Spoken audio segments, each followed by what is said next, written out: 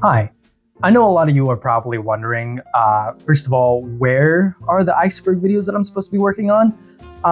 Well, you see, I've started work on them. It's a lot of research, so it'll take me a little bit to really get anywhere significant with a lot of them. So just bear with me before I have any time to sit down and film that. But I real quick wanted to get out a couple of ideas that I'm really looking forward to working on. So it'll take a little bit before I get there. Anyways, without further ado, let's get into today's topic. Today, we're going to be watching and ranking all of the Planet of the Apes movies. And when I say all, I mean everything except for the one that's coming out in May. I wanted to get this out by March for something that me and my friends call March Monkey Madness. Aged like fine fucking wine. But I don't really want to do a whole lot of monkey movies for this March. I know, I'm so sorry to my friend who's really looking forward to that. He really wants me to do them, but I already have a whole lot on my plate as is, so I don't really have a whole lot of time. We're going to be ranking all of them from like 1 to 9, 1 being like the best, 9 being the absolute worst.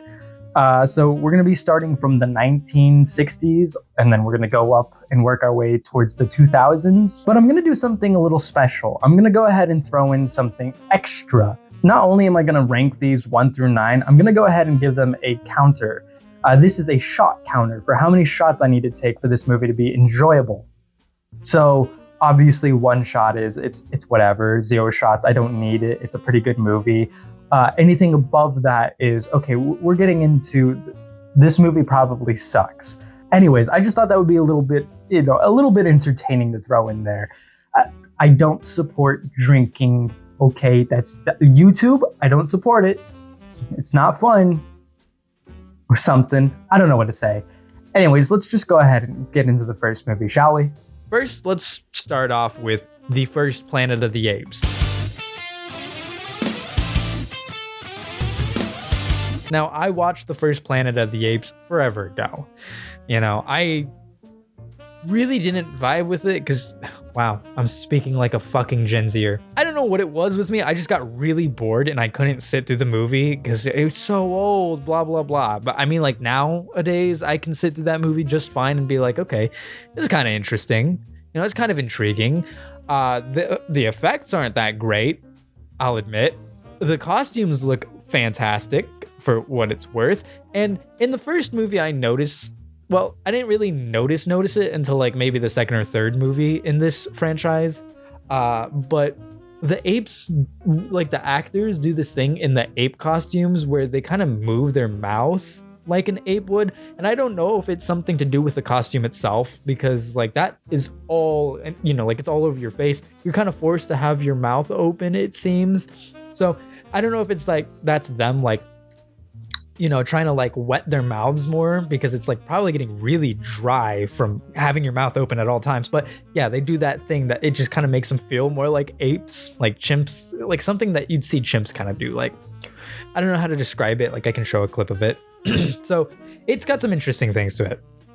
But let's actually talk about the movie itself, I guess. My bad. I'm gonna like jump around a lot. That is how my ADHD brain works. I'm sorry. So obviously the movie starts with our main protagonist, Taylor, and like 2 other people falling from space, and they land in water, and they're just like, well, that's a little weird. Why do we want land in water? We weren't supposed to land in water. We were, the trajectory was supposed to land us in, on land. And that's some foreshadowing for later. So keep that in mind. And they just, they travel for a while. They end up like finding a waterfall, and they bathe in it, they drink from it, all that stuff. And while this is happening, like people, there's some creatures stealing their clothes, and they're like, well, what the fuck? Now we gotta go chase them down and get our clothes back because we're fucking butt ass naked in the water. So they chase them down. They find out that they're humans, but they're humans that act more like simians, or more like really how cavemen would act, right? And they don't speak, and they grunt. So this intrigues them. It's kind of interesting. In their eyes, they don't even think that they're on Earth, or they don't think that they're on America, right? America is Earth, guys. Right here. I'm saying it right now. They don't think that they have landed on their own planet, as far as they know, right? Is that spoilers? But fuck it. Who cares? I mean, obviously there were going to be spoilers anyways, right? So obviously in their eyes, right, they think that they've landed on some other planet. And they're kind of curious because, wow, some other planet and there's human-like creatures here? That's kind of interesting, right? How'd that happen? And then as they are, watching these human-like creatures, a bunch of apes on horses come in and they round up the humans and, they capture them in nets and whatnot. They also have guns, so they kill a bunch of humans as well. And a couple of those being, Taylor's own crewmates. I forgot to mention in the very beginning, there was like one woman on that ship and she died of like old age, which was really interesting. I said something about there's one woman on the... Well, it doesn't matter. Anyways, so a bunch of them get rounded up. Obviously, one of these being Taylor, and then like you don't really see it, but like I think the only other surviving one was Landon at this point. Then Dodge was the name of the other guy. He died. He got shot. He did not dodge the bullet. Oh, brother. Obviously, we end up taking these... obviously, we take our main characters over to the... like apes, the apes little like habitat, their like city, town, whatever you want to call it, their little village. And we're introduced to our main apes, I guess you could call them. We're introduced to Dr. Zira, Cornelius, and I don't remember I think it's Dr. Zaius, who is kind of like the mayor or whatever of this place. And he's an orangutan, by the way. And all of the apes that you meet are chimpanzees. So Dr. Zira is just like, wow, we don't want to really kill him. I kind of want to like figure out more about this because he's kind of interesting. There's something interesting about him, but I can't tell what. It's like he's mimicking he's mimicking them, right? He's like a human because to them, humans are the monkeys. Or sorry, the humans are the apes and the apes are like the humans, right? It's all role reversal. So when they see a human acting kind of like they do instead of acting like they used to, it's so confusing. Acting like apes or the humans on this planet, they're intrigued by it. So they don't know that he can speak yet, but just so you know, most humans don't speak. So what ends up happening is Dr. Zira is very interested in this guy and she doesn't want him to like die or whatever. She doesn't want him to like get dissected on. She just wants to study him and watch him. And she believes as well that like humans and apes can live in peace. I believe that's kind of her belief. But she also kind of believes later on that humans are like assholes and not to be trusted. It's whatever. We'll get there when we get there, right? They find out that Taylor can talk. I don't remember exactly how it is that... I remember now. They find out by the fact that he steals a piece of paper and he writes down my name is Taylor, and they're like, whoa, he can write, he knows English, that's insane. But they don't know what they're speaking is English. They just know it's a language that was taught to them. They just know that they can speak. Ooh, there's a lot. I need to be able to like hold back from like going further down than where I am, but it's so hard because there's a bunch of stuff ensues, but for the most part, all you need to know is like Dr. Zaius, like the mayor or whatever, he isn't a big fan of Taylor because of the fact that Taylor can speak, and he fears that because Taylor can speak, Taylor will attempt to take over because it's in humans' nature to kill and to rule and to take over. That's how Dr. Zaius sees it. And eventually, Cornelius is like, well, his ship landed over here, which is the Forbidden Land, is what they call it. And Dr. Zaius is like, well, I don't want you to try and prove that he's from another planet. Don't do that. And then Taylor's like, well, if it can help prove that there's also, there were like life forms before you, I think it's a good idea for them to go out there. And he's like, fuck it, whatever, go ahead, go for it. So eventually they go out and they go to this site that Cornelius has excavated in the past, and they find a bunch of remnants of people from the past, like the humans, or they presume maybe humans, maybe apes. They're not entirely sure, but there were people who had been there years before they assumed that people had been there. By the way, I want you to keep in mind that as far as all of these people know, as far as all these apes know, humans are not to be trusted because their scripture tells them they're not to be trusted. It doesn't really tell them why, it just tells them that it's in their nature to destroy things, and that if you are to trust them, and if they are to gain the power of language, as you will, they will eventually backstab you and take over the world. That's what their scripture tells them. So keep that in mind, right? That's, as far as we know, what every other ape knows.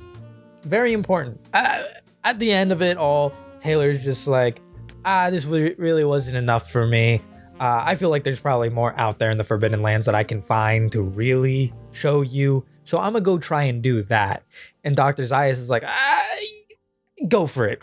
Whatever, go for it. I mean, at first he tries to kill him, but then, Taylor's just like, if you do that, I'll kill you. So he lets him go. And this is where the biggest twist of all cinematic history happens. And definitely the biggest twist of all cinematic history back in like the 60s. The one thing that I remember so many people talked about for years because it was so surprising. It really takes you by shock. And honestly, even though I knew this ending, it still took me by shock. As Taylor is going along a beach, he finds the Statue of Liberty buried. And that's all he needs to understand exactly what happened. That humanity had blown itself up. It had nuked themselves out of existence. So the only remaining humans that you see are likely people who have de-evolved over the years, which is really weird. Like, I don't know, that part doesn't really get explained. And we're going to continue getting into things that aren't really fully explained, but again, this is still really cool and a really great ending, and it shows you like that all along he had actually been on his own planet. He had been on planet Earth as he had known it. And I find that, kind of cool, right? That's cool, right? Okay. There's a lot of things that hint at it. Like, for instance, earlier, like I said, they land in water when they originally said that their trajectory was for land and that they're not supposed to land in water, which that is supposed to signify also the end where you find the Statue of Liberty, like in the sand. And that part is like mostly just to signify like the water's rising, and like it's just like an effect of like the ground being like the impact from the nukes probably causing such a huge like crevice, and then that crevice getting filled with water over the years, stuff like that, right? Like, it's obviously supposed to imply like years of like leveling and so on and so forth. Whatever, it's cool. Okay, that it's just supposed to foreshadow what you get to, especially in the beginning. There's also a scene where Landon gets an American flag and he puts it in the sand. That's also supposed to signify like they are on home. Like, they just don't know it yet. So there you go. That's the end of Planet of the Apes. And obviously now we got to get to where do I put it on the list. As it stands right now, number 1. That is number 1 out of 9, because I mean, it's a good movie. I can't really see many flaws with there are some flaws. We'll get into that later, but there are some flaws with it. Either way, it's a great movie, great ending, great twists. I fell asleep back when I first started trying to watch it, like forever ago, but who cares? So, how many shots do I need in order to get through this movie? None.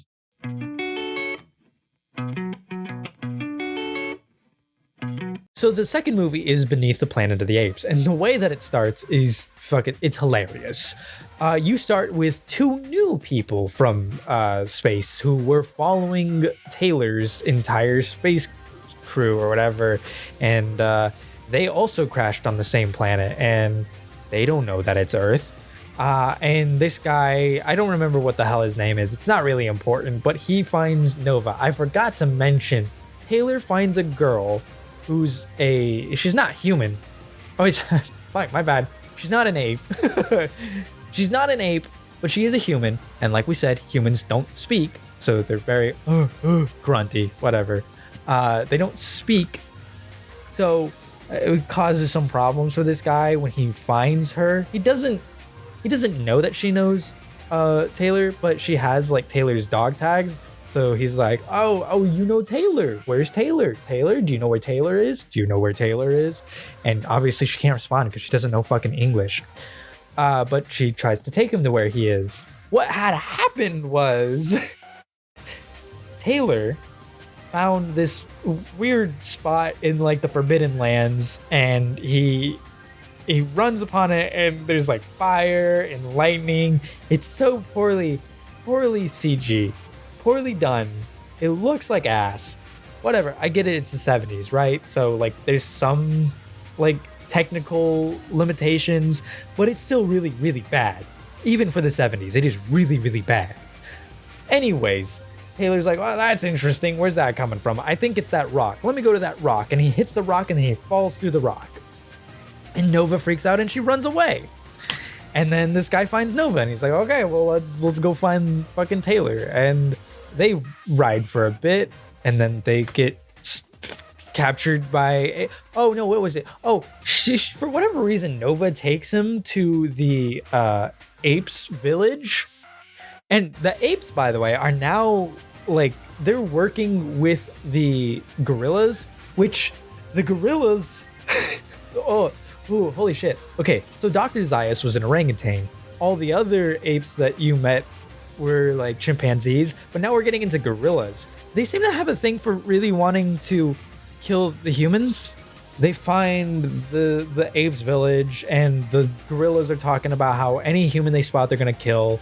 Taylor's like, well, that's bad. I gotta get the fuck out of here. Also, why are there apes that are almost like humans? That's super weird. Anyways, let's run away. Then they get captured by the gorillas, because the gorillas are everywhere. And I mean, they are everywhere. That is one of the biggest like plot holes in this entire thing, is for whatever reason the gorillas are around every single corner waiting for them, and they just hunt them for some reason. Like, and also there's a scene where they're getting chased by the gorilla, and then they hide in a bushel, and the fucking gorilla just goes, bam, just shoots his gun, and for whatever reason that ends up hitting the dude who's looking for Taylor. It doesn't make any sense. How do you know they were there? Like, for the entire chase sequence, it looked like he didn't even know that they were there. Like, he was just running just to run. I don't know. I'm getting mad for no reason. Let's move on. So they run, they get captured again, then they run again, then they get captured again, and then they run again. And then eventually, before they're about to get captured again, they find a tunnel, and they go into the tunnel, and the tunnel leads into a subway station, like a New York subway station. And the dude's like, oh, I see. I am in America. I'm on Earth. Wow, that's cool. Wow, we really nuked ourselves to shit. Anyways, like, it doesn't really seem to really phase him as bad as it phased Taylor in the first movie, because when Taylor found the fucking Statue of Liberty, he fell to his knees. He's like, oh, fuck. We fucked up. But this guy's just like, oh, yeah, we fucked up. Anyways, moving on. Like, I guess he does have bigger fish to fry, right? There's fucking gorillas chasing after him, trying to kill him. So he continues down the subway. And eventually, he finds these people. But they before we get to that, Taylor finds like a water fountain. Not Taylor, my bad. This guy who's looking for Taylor. We're gonna call him Edmund or some shit. I don't remember what his name is, but Edwin sounds pretty close, right? So Edwin finds a water fountain and he starts drinking from it, and then Nova starts drinking from it, and then for whatever reason, it's like something starts telling him to kill Nova. So he starts choking her and like putting her head in the water. And then like, I guess he regains consciousness, and then he's like, oh, what the fuck am I doing? Get away from me, Nova. And then he falls through some doors.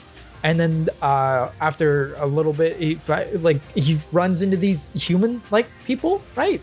So he's like, oh, there's humans. Wait, they're talking to me, but like their mouths aren't moving, but I can hear what they're saying. Yeah, he finds humans who have telekinetic powers. They have the power to talk to you through your brain, and also they can make you kill people. They can't make you kill yourself, I guess. I'm not sure, but they can make you go to your like primal instincts and kill someone.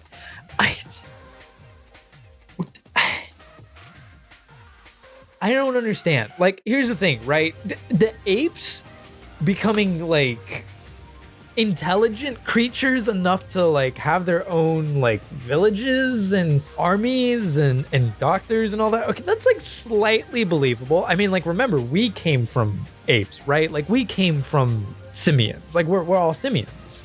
So in a way that's believable, right? Because there is like at least some DNA that we share with them, I guess. So, you know, it's possible that could happen sometime in the future. But humans, sorry, they're called mutants, by the way. These mutants who worship an atomic bomb, the doomsday bomb, by the way. They have like telekinetic powers. That's it. You fucked up. You're stupid. Like you could have just kept with the apes and the humans. That's fine. You can keep with that, and that's perfectly fine. But suddenly you're telling me that there are people who have telekinesis. It doesn't. Shut up. Just stop. This is probably the worst of them. Yeah, it's really bad. So, anyways, he ends up getting like put in their little jail because he doesn't really agree with their ideas. And so, you know, they put him in jail, and he's in a jail cell with Taylor, and they're like, oh, we can finally be free. But then he's like, yeah, they almost made me kill Nova. And then the guy's like, no, we don't kill. Like the dude who put him in prison is like, no, we don't kill. We make you kill. And then he tries to make Edwin kill Taylor, and so he's sitting there fucking like they have an entire fight sequence. It's pretty funny. And then Nova suddenly like shows up. I think she was also captured, but then she shows up because she hears them fighting, and so she bites the guard that's like leading her that way, and she escapes from him. And then she finds them fighting, and she, by the way, remember they can't speak, but suddenly she just obtains the power of speech, and she tries to yell Taylor, but it's like, it's gonna be really messed up to say, but this is the best way to compare it. Have you ever heard a deaf person attempt to speak? That's really fucked up to say, but that's exactly how it sounded when she tried to speak. And that's no flame to the actress, right? Like, I imagine that's how humans who have lost their speech would sound attempting to speak, right? She tries to say Taylor's name. It doesn't really go all that well. And he snaps out of it. Or, well, the dude who's like controlling their minds is like, whoa, what the fuck's going on over there? Anyways, back to trying to get these two to kill each other. And then he gets distracted again, I think. And then they both like fucking tag team him and kill him. And then they escape. But during all of this, the gorillas have decided they're going to, I don't know how they knew this place existed, but they're going to go to this place where all these humans with the telekinetic powers live. And they're going to commit war. They're going to have war with these people. So they go in there and they shoot them all up, and they end up shooting Taylor and Edwin. Edwin fucking dies. He gets shot in the head. Taylor gets shot in the gut. And then as far as we know, the atomic bomb goes off. The doomsday bomb goes off. right? Is that what happens? We don't know, because it just abruptly ends. Yeah, no, this movie fucking sucked. So where do I put it on the list of 1 through 9? 9. 100%, I'm putting it at 9 because it is so terrible. It is absolute fucking ass. Not only are the effects like really bad, like, yeah, you can kind of give it a pass because they're bad, because like 70s, whatnot, but the writing is really bad. The fact that you jumped from apes and humans to mutants with telekinetic powers, it's really, really bad. The fucking line reading is also really bad for some of these people. It was okay in the beginning, like the first one. It wasn't terrible. Like, actually, the acting was pretty good. But this one, it just kind of, it takes a fucking nosedive into just being the shittiest. The choreography for the fighting was pretty decent, but then you just ended it abruptly, right? There were also a lot of things that just didn't make any sense. I want you to also keep in mind that the general of the guerrillas, his name was, what was it? General Aldo? Yeah, keep that in mind for later.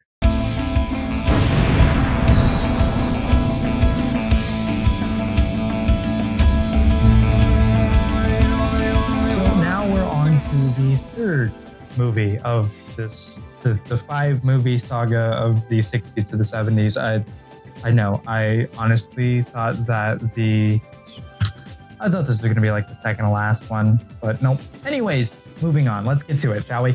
So, the movie starts off with Dr. Zira, Cornelius, and I think his name is Milo. They crash land in the Los Angeles. they crash land in Los Angeles, somewhere in like the ocean or whatever, right? So the U.S. military finds them and they're like, "Oh, that's Taylor's ship. Let's go ahead and welcome them back." But then they take off their helmets and it turns out that they're a bunch of monkeys. Sorry, monkeys is apparently really offensive to them. It turns out they're a bunch of apes. So, of course, the military is like, well, that's weird. How in the world did apes manage to crash land Taylor's spaceship in the water? So, they go ahead and they take Cornelius, Dr. Zira, and Milo, and they capture them and they take them to the Los Angeles Zoo, and they have the Los Angeles Zoo look over them and have the vets look at them and test them and whatever the fuck. And so for some reason they're like figuring out that like apes.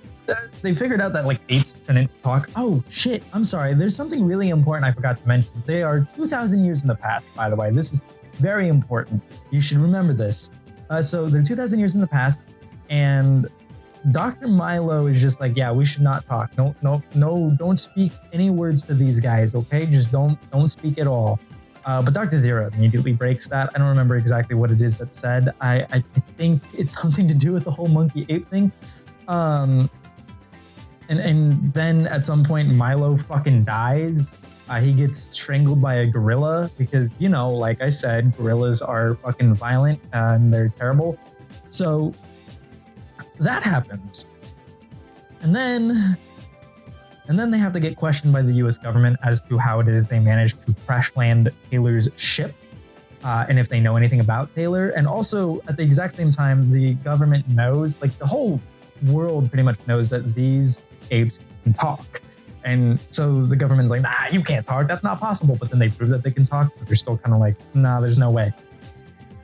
I'm rambling. I know. I'm sorry. I'm really trying to get through this as fast as possible. So do please bear with me. I forgot to mention that this one guy, his name is Dr. Nixon. He was the vet that was looking over Zira and Cornelius.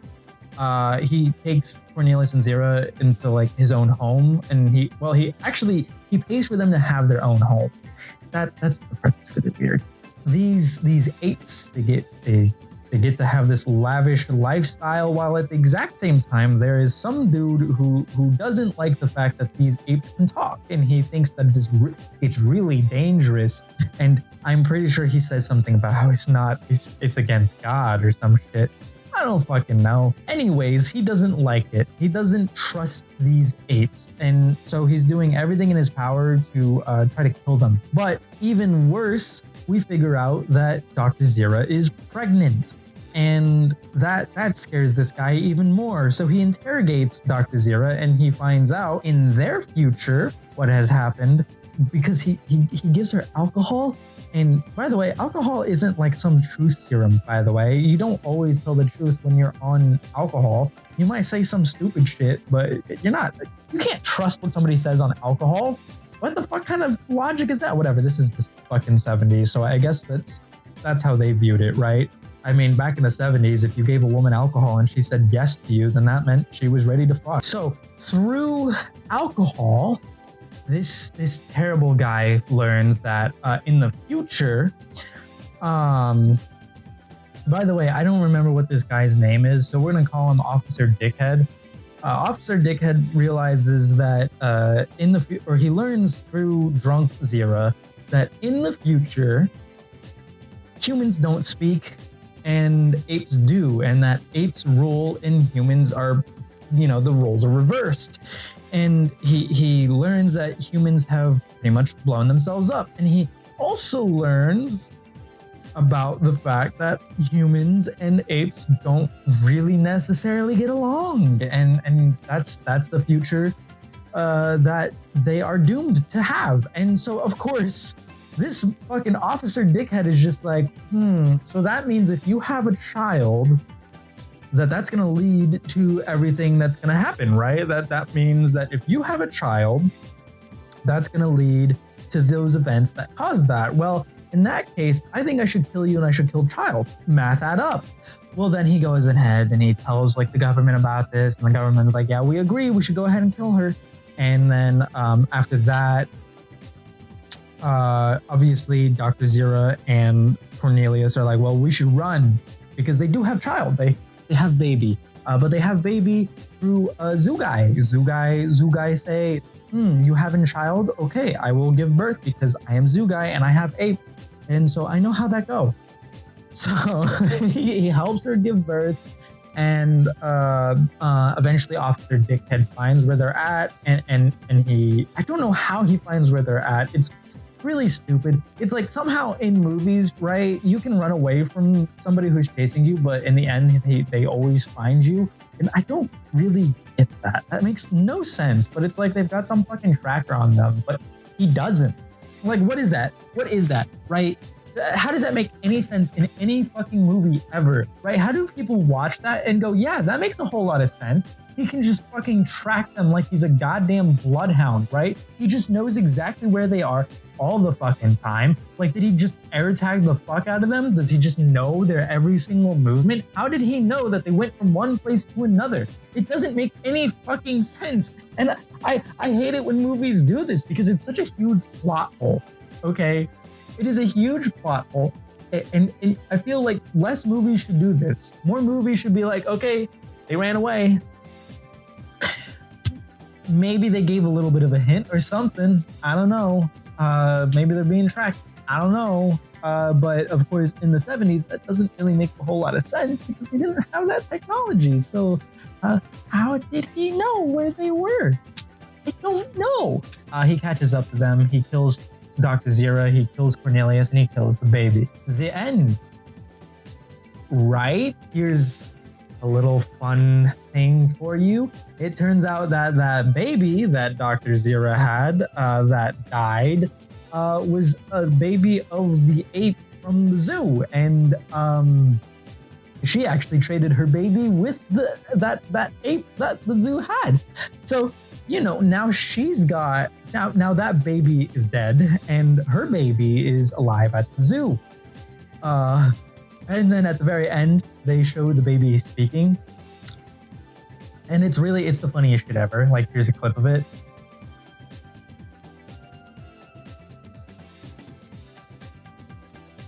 Yeah, I mean, for the 70s, I guess that's as best as you're gonna get, right? Like, just repeating the same clip over and over again to make it seem like they're talking. Yeah, it's the best you're gonna get, really. So, what are my thoughts on this movie? sure, despite all my ranting and raving and for how it seems like this movie pissed me off, right? I still think that this movie wasn't so bad. I'd put it 3 on a scale of 1 to 9. But look, I have so many questions.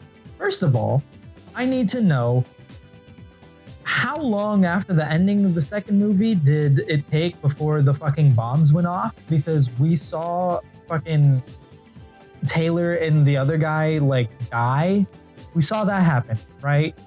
And then I guess at some point they just knew that they needed to get onto a spaceship and go to the future or whatever to leave. But then you have to ask the question, how did they get onto the spaceship that was at the bottom of the ocean or lake or whatever the fuck? How did that happen? That thing sank in the first movie, right? So how did they get that working? Because you can't even say like, oh, well, maybe it was the other guy who was following Taylor, right? No, because they even say in the beginning of the third movie that that was Taylor's ship. So how did they get on Taylor's ship if it was at the bottom of the lake? That's a really good question to have, right? And then the other question that you have to have is, why did she sacrifice the child of the other ape? That's really fucked up.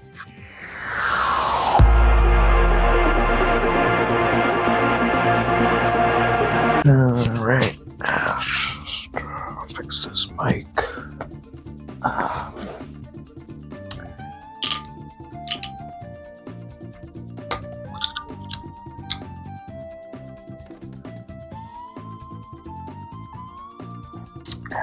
I forget I'm not an alcoholic, but this movie definitely made me one. So now we are on to the fourth and the second to last movie. And I just want to go ahead and say that this isn't the worst. It's definitely like, I don't want to get to the rankings as yet, but it is at least a little bit better, if not a lot better than the second movie, because the second movie is, again, like, it is the worst thing. I haven't seen the fifth one yet, but from everything I've watched so far, this one's not bad. It's just not as good as the first and the third. So anyways, let's just, like I said, let's go ahead and let's get into it, right?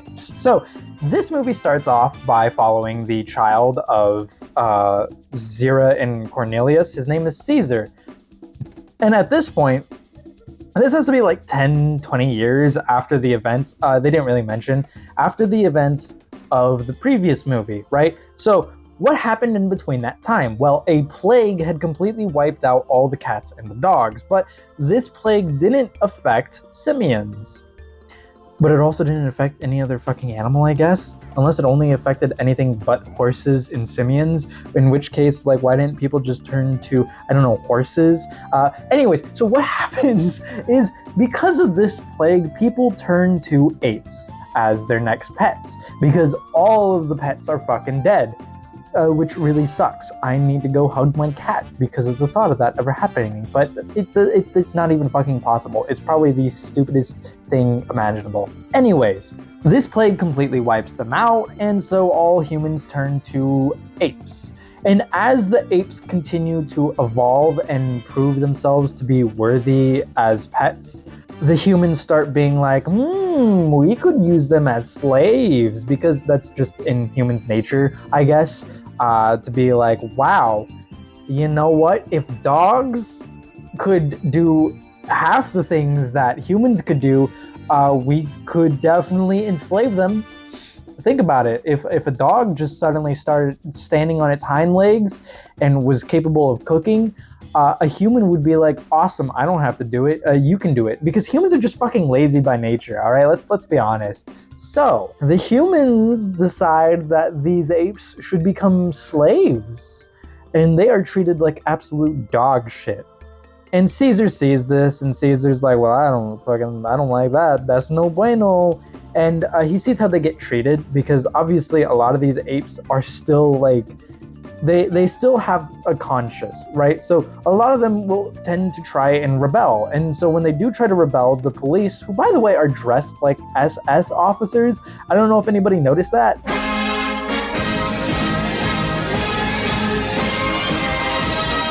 There's got to be a correlation. But the police are always out for blood with these apes. So anytime like an ape acts up, the police officers, they just start beating the shit out of the ape. And at one point, Caesar sees this, and he speaks out, and he's like, "Stop it, you fucking human pigs," or whatever the fuck. And the humans are like, who said that? Whose bitch is this? And so the zookeeper, which I don't know if I mentioned that. I feel bad. I probably did, but I probably didn't. The zookeeper is just like, "Oh, it was me. I said that. It was not the monkey. The monkey no speak. Speak monkey. Monkey no. Monkey don't know how to speak. Monkey go ooh ah, but he don't speak." Oh, consumption of alcoholic beverages impairs your ability to drive a car or operate machinery. It may cause health problems. Bullshit. How can I make drinking more fun? My keys. I'm going fucking crazy. When I say I hate this movie, I mean it. I really fucking hate this movie. But by the way, this isn't the worst. Caesar speaks up and he says, "Fuck you, you human pigs," or something to that extent. And of course, the zookeeper, like I said, he freaks out and he goes, "No, monkey no speak. Monkey don't know how to speak. He only know how to make a couple of words. Like he go ooh ah, but he don't know how to speak. I am zookeeper. He's at my zoo." And then as this is happening, another monkey like starts acting up. I'm sorry, another ape starts acting up, and the police go, "Whoa, what's that?" And then they start beating the shit out of him. My God, what are you doing? And so then they take that as a great opportunity to run the other way. So they run the other way, and the zookeeper is just like, Caesar, my child, look, they don't know that you are born of Zira and Cornelius. They don't know you speak English. I'm gonna tell them you don't know how to speak English." And then he gets captured by the police. So not Caesar, by the way. The zookeeper. I wish I could fucking remember his name. We're just gonna call him Mario. That's racist. I'm gonna go look up his name. I know it starts with an L. Okay, so the name of the zookeeper is Armando. So Armando is just like. And the police are just like, "Hey, so we think that this monkey that speaks is the child of Zira and Cornelius, because I don't think that monkey actually died." So Armando gets captured by the police, and the police interrogate him because they believe that that Caesar is the child of Zira and Cornelius. However, I don't know how in the fuck they made that connection, but they somehow did. And they were just like, "Yeah, so I think that ape that you got right there is the child of them, because we never found the body of that child." Which again, there's so many plot holes there from the third movie. There's so many plot holes, but they're just like, "We think that's the child. We think that we should kill him.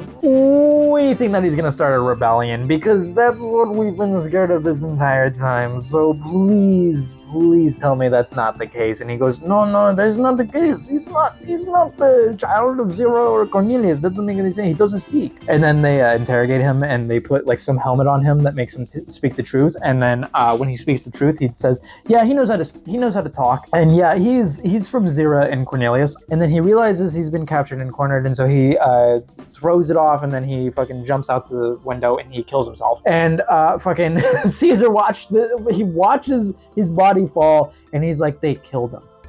They made him kill himself." And so he starts rounding up all of the apes, and he starts a rebellion. And during this time, by the way, there's the governor of this little city or whatever the fuck. I'm not entirely sure. He is on Caesar's side in a way. You see, he's really pro-ape. And the reason why he is pro-ape is because, wow, that's gonna sound really wrong to say it like this, but he's black. So he sees how the apes are being treated and how they're being turned into pretty much slaves, and he feels for them because, I mean, obviously he knows a thing or two about this because of his own past, like his own people's past, his own ancestors' past. And really, if it's anything to go off of based on time, it's pretty fucking recent how they have been treated. So he sees this and he definitely is on Caesar's side. But he doesn't know Caesar is planning to rebel just yet, right? So the way this works is that Caesar gets captured by the police, yes, but then he gets traded off. And while he's getting traded off, the governor's like, actually, I want that guy. And then, or I want that ape. And so the ape goes to the governor protects the ape. The governor pretty much has the ape like with him throughout the entire time. And at some point, they're just like, you know what, we should give you a name. But actually, I don't want to give you a name by myself. I want you to pick your name, which is really just, I know the reason they did that is just so that way, you could have the foreshadowing of like everything that happens, later on. But I mean, he already had the name Caesar, but anyways, they have him pick his own name and he picks Caesar and they're just like, Caesar, a king.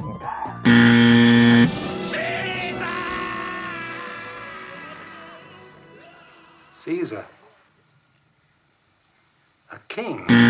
Caesar wasn't a king. So, right? Yeah, that's fucking funny. I want to know how in the world it is that these dickheads suddenly put together that Cornelius and Zira's child didn't fucking die and that this is him, because as far as I remember, there was an actual fucking child, like an ape child that fucking died in the last one. You saw his body, you saw his corpse, you saw him die, you saw everything, but no, I guess they never found that body.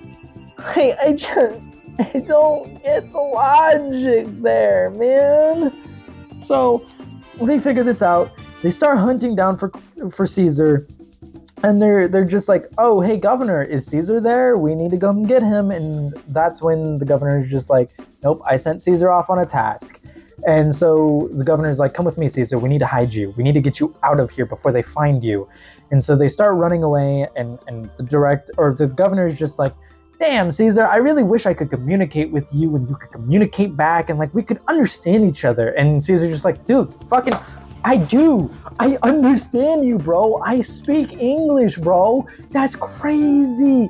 That's wild. And the governor's just like, damn, bro, you are the child of Zira and Cornelius. And again, I want to know how the fuck they keep coming up with that. How do they not just like think, oh, did the zookeeper teach you how to speak? Is that what happened? That's awesome. Oh my fucking god. I don't understand the logic of this fucking movie, man. Or he tries to run away. Then he ends up getting captured. And it's just like in the fucking second movie where I was just like, for some reason, the gorillas were there every corner, able to capture whatever his fucking name was. Yeah, in this, every single fucking corner, the SS is there to capture Caesar. So they capture Caesar. And then they start torturing him to try to get him to speak. And then he does speak. And they're just like, oh my god, it's real! Wow, you know how to speak! All right, let's kill him. Let's kill him before he starts a rebellion. I mean, he already started the fucking rebellion. But at the same time as they're torturing him, by the way, the governor was there for like the first part. He figures out that, obviously Caesar knows how to speak. And so he's like, oh, they're gonna kill him. So he goes and he turns off like the electricity. And then they're just like, oh, we have him in our presence. We have him captured. Let's kill him with all this electricity. Let's turn it all the way up to 10 and let's zap him. You know what I mean? And so they have it like, they try to do that. And Caesar, like obviously no electricity is going through him because the governor just turned it all off. And Caesar's just like, dude, I could win a fucking Grammy. My acting is top notch, dude. And so he plays dead. None of them come over and they're just like, check the pulse. No, he's not dead. Kill him. No, they just go, yeah, looks like he's dead. Okay, all right, let's get out of here. Cool. So they all leave, and then Caesar fucking strangles the fuck out of the dude who tried to kill him, and then he leaves. And that's when he finally gets his rebellion together, and they all come and they just kill the police. Which, by the way, I'm pretty sure it's something like the anti-ape police or some shit like that. Like, it's a very specific thing for, like, apes and police. But then, you know, they all like they rebel and they kill a bunch of police and they start fires and riots and everything, and they capture like the main dickhead who's trying to kill Caesar, and they're about to kill him. They're right about to kill him. And Caesar has this really fantastic fucking speech. Like, it's a speech that like makes the entire movie just so good for this specific moment where Caesar has a speech. I hate alluding it to this, but if you like anime, think about the speech that Eren has, right? Eren's speech is very small, but it shows his corrupt vision, right? Where he says, if we kill all of our enemies over there, will we finally be free?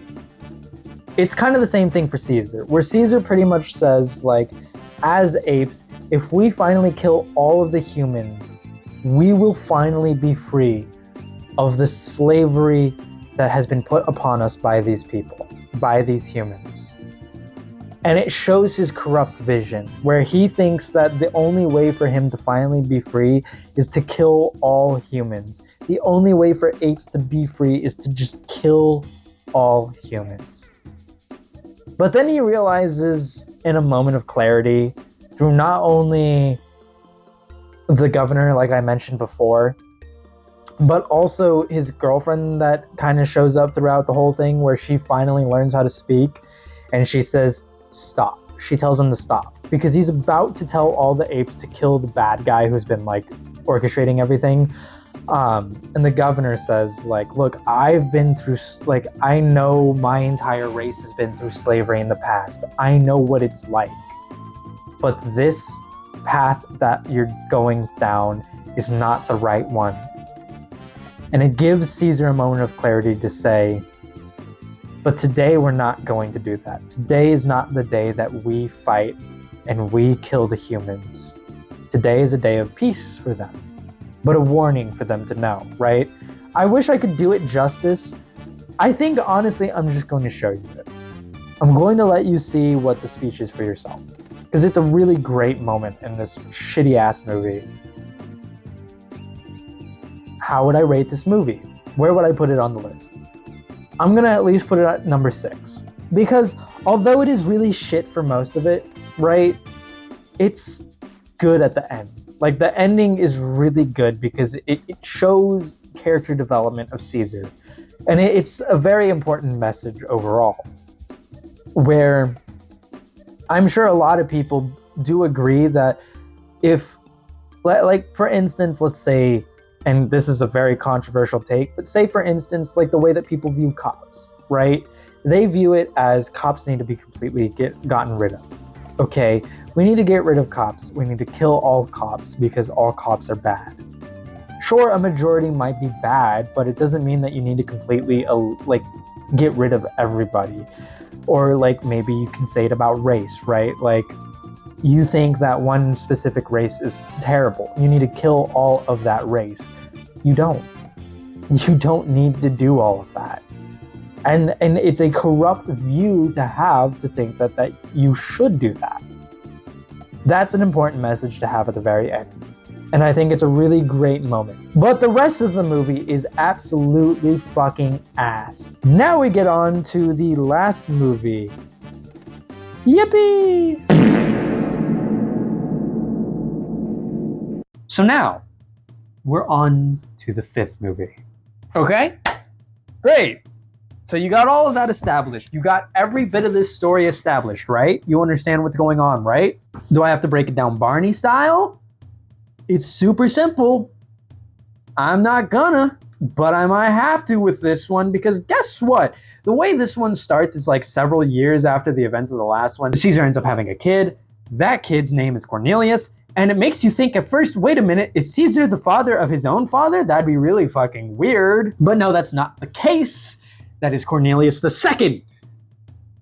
But they don't tell you that. You kind of had to figure that one out yourself. Anyways, so Cornelius II and Caesar and their wife. It doesn't really fucking matter. So, the way we establish it in the very beginning is that humans and ape are still kind of working hand in hand together a little bit, but the ape kind of trying to fucking enslave the humans because the humans fought in some kind of war. I guess it doesn't really explain it super well. So the humans have kind of tried to like wipe themselves out, but what humans are left, the apes are enslaving, and yet they're also trying to work together because the apes are trying to be like, we're not enslaving you. No. We wouldn't do that. No. We're better than you, and you enslaved us. You enslaved us. We know enslave you, but we should enslave you to get repentance. But we're not gonna do that. And you're not pets either. And then they lock him in a cage anyway, so it doesn't really matter because Caesar's son dies. Because one of the gorillas pushes him off a tree and kills him, and then he's like, human did that, a human did that, human killed him. Human killed him, not ape. Ape no kill ape. Big thing. Ape no kill ape. But then they learn in the very ending of the movie that it was actually ape that killed ape. It was some ape, some gorilla. The entire moral of the story at the very end of it is that, well, guess what? Ape did kill ape. So, I guess in the end that apes really are the same as humans. Great moral of the story. Except it doesn't make any fucking sense because the fifth and final fucking movie is it comes before the first movie. I thought something fell in my lap. The fifth and final movie comes before the first movie, essentially in the timeline, correct? So why is it in the fifth and final movie, Caesar, the ape, very important character, learns an invaluable lesson that, ape should not kill ape.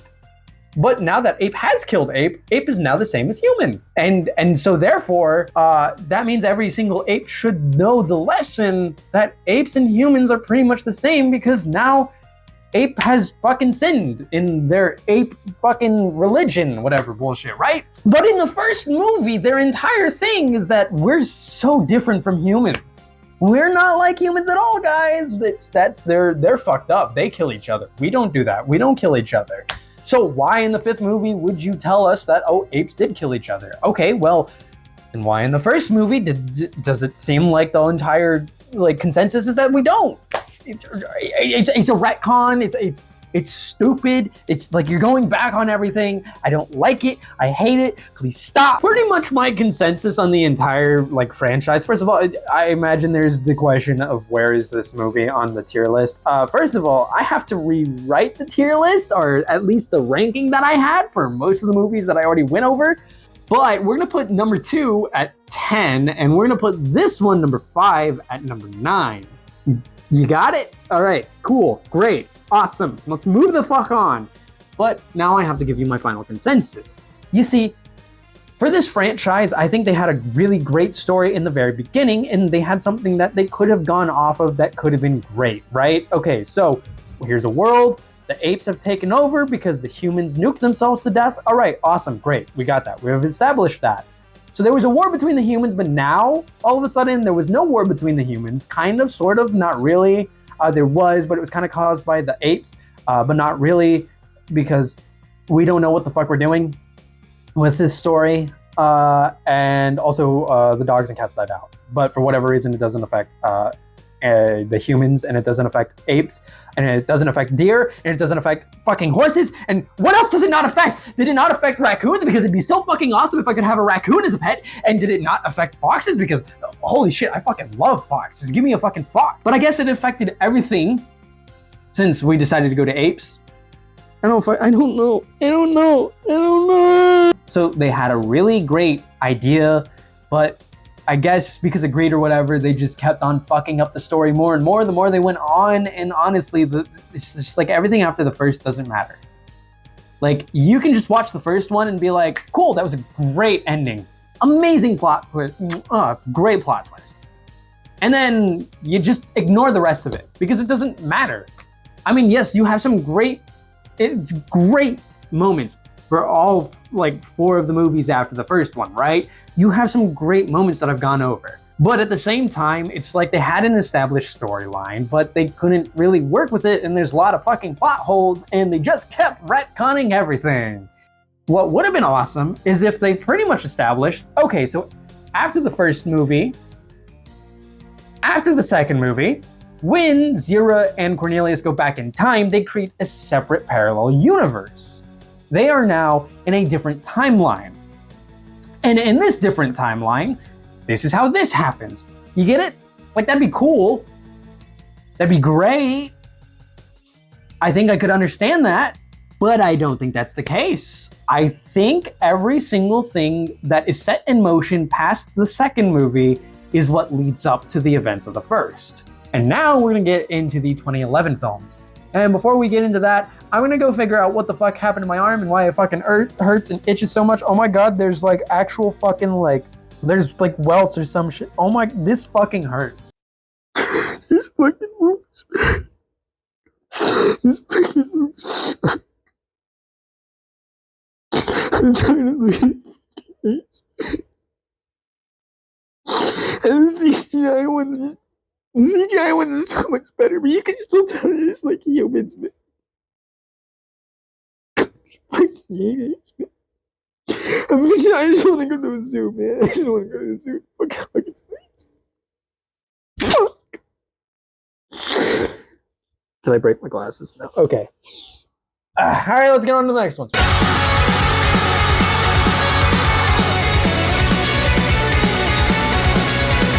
Hello everyone. I don't know how, but I lost the footage I had for this part of the video.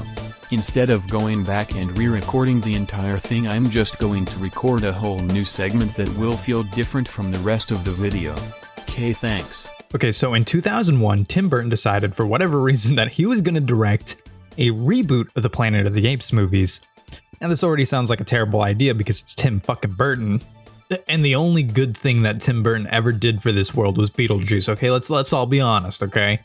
Anyways, this movie features Mark Wahlberg, Tim Roth, Paul Giamatti, which, first of all, let me just say, when I first saw Paul Giamatti pop up on screen in this film, I thought to myself, wow, this is probably one of those pranks that they did on him in Big Fat Liar. He probably lost a fucking bet. But God bless Paul Giamatti. You can tell he's having so much fun in this. And I mean, same with like Tim Roth and a couple of the other actors, but more so Paul Giamatti. I saw an interview with him where he was saying like to his agents. The Tim Burton Planet of the Apes. I loved your character, Limbo, the orangutan. I remember my agents were like, maybe don't you want to play one of the humans in it so we can see your face? And I was like, if you tell them I want to play a human, I'm going to kill every one of you. I was disappointed because I couldn't play a gorilla. And that's honest. That is what he said. I have so little to say about this movie and yet so much at the exact same time.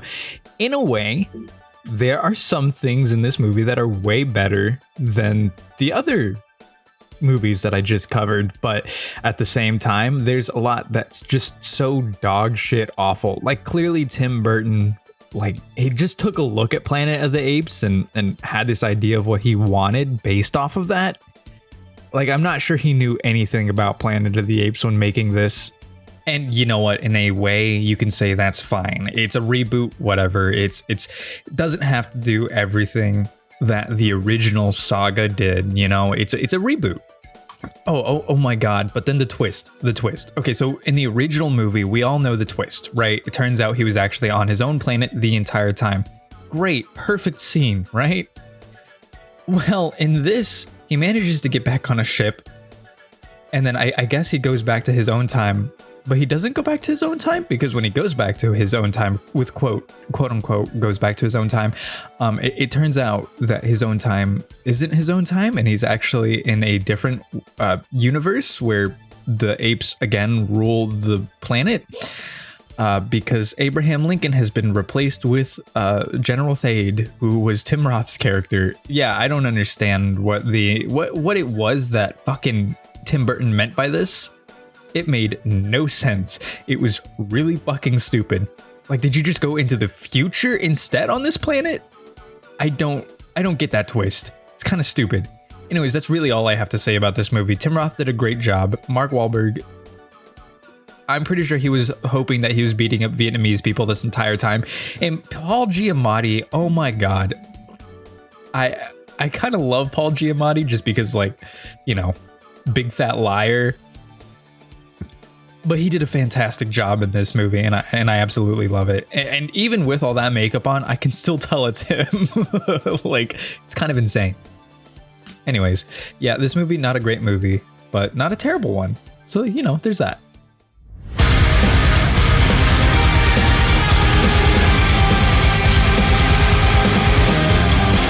So, 2011, Rise of the Planet of the Apes. Perfection. Okay, look. I already had an entire rant in the last section of this video, or the one before I talked about the Tim Burton movies, about the entirety of the 1970s Planet of the Apes movies and why I thought those movies fucking sucked for the way that they portrayed, you know, the apes taking over, right? Meanwhile, this Planet of the Apes movie is it's so good. The way that it starts is so perfect. And I know I'm getting ahead of myself, but you have to understand, with how much I wanted to drink and shoot myself, given how bad the 1970s films were, this is like a breath of fresh air. This is like watching a childbirth after a child death, okay? It is perfection. It's muy bien. It's beautiful, okay? So, what we start with seeing is a bunch of apes being captured from... So what we first see is a bunch of apes being captured from the jungle. One of these being Caesar's mother, who will give birth to the main character Caesar. I messed up, sorry chat. And he ends up in a lab. The lab is testing on these apes a new drug. That drug is to help cure Alzheimer's. And the doctor that's testing on all of these apes is none other than James Franco. Beautiful, beautiful man. Beautiful acting.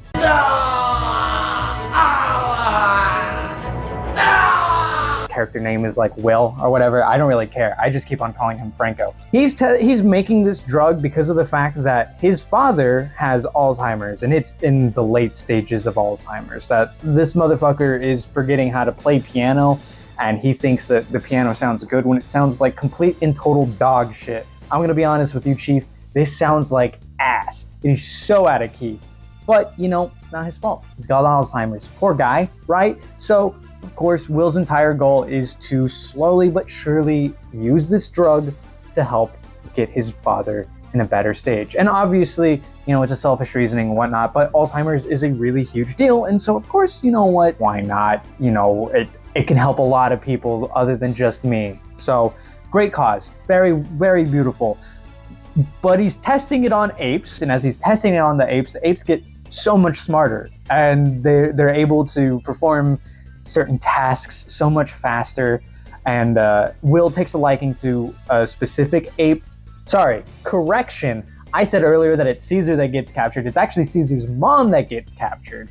And in this scene, we have Will continuing to test the drug on the mom. And then they try to go into the mom's pen, and then the mom gets very angry because she has little baby Caesar in there, and then they kill her.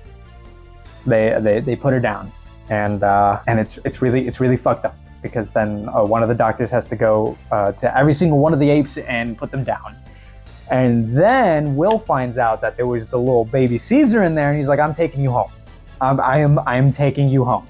Also, Will's entire thing is completely shut down because of this, because the ape ran rampant. The mom she ran around crazy style all around the fucking the whole place, while Will was trying to sell to investors why they should invest to his drug. Yeah, really awful circumstance for Will. What a shame. Anyways, moving on. Now that Will is no longer getting money to continue working on his drug, he just continues working on it at home. He continues trying to develop it at home. And then he goes ahead and gives the drug to his dad in his sleep, which is not a good idea. He shouldn't have done that, but whatever, you know, it is what it is. And then the dad wakes up and he starts playing fucking, I don't know, Beethoven or Mozart or some shit. And he does, it's beautiful, it's fantastic.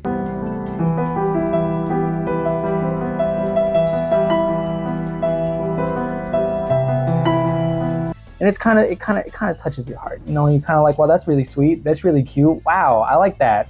The dad also names Caesar in this because like the most that he can remember before we get to the part where he's given the cure for Alzheimer's.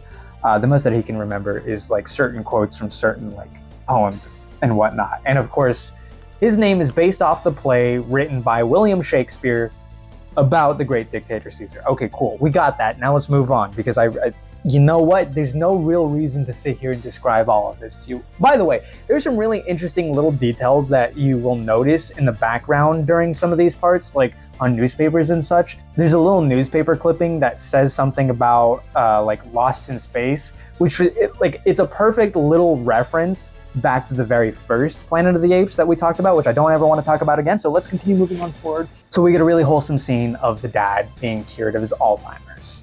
And then we get a nice little growing up story about Caesar and the bonding between Caesar, Will, and Will's dad.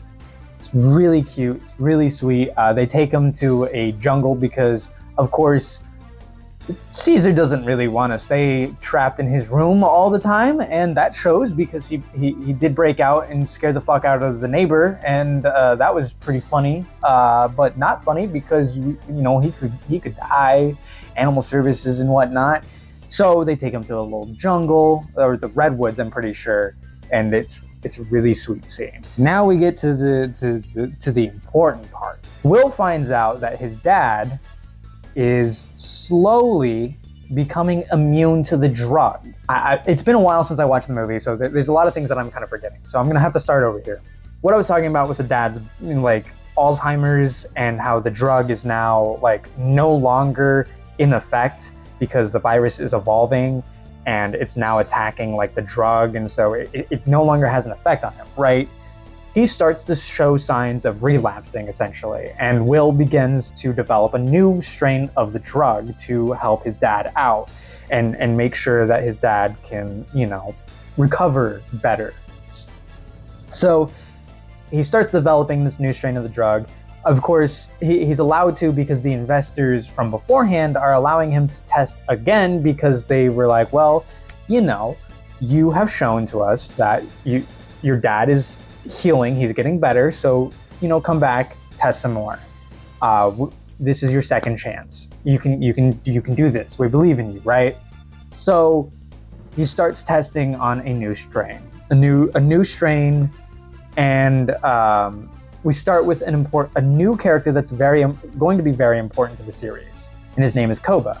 So Koba has already had a bad history with humans in the past, and it's shown by all the scars and like his eye is like whitened because I imagine he got hit or whatever. I don't know, but obviously you can tell by Koba's appearance that he's had a bad history with humans. So of course he already has a distrust in them, and now they're testing on him. So while they're testing on him, they mask him up. They put him in a CT scan. The mask is used to put drugs into him. Or the new strain of the drug into him.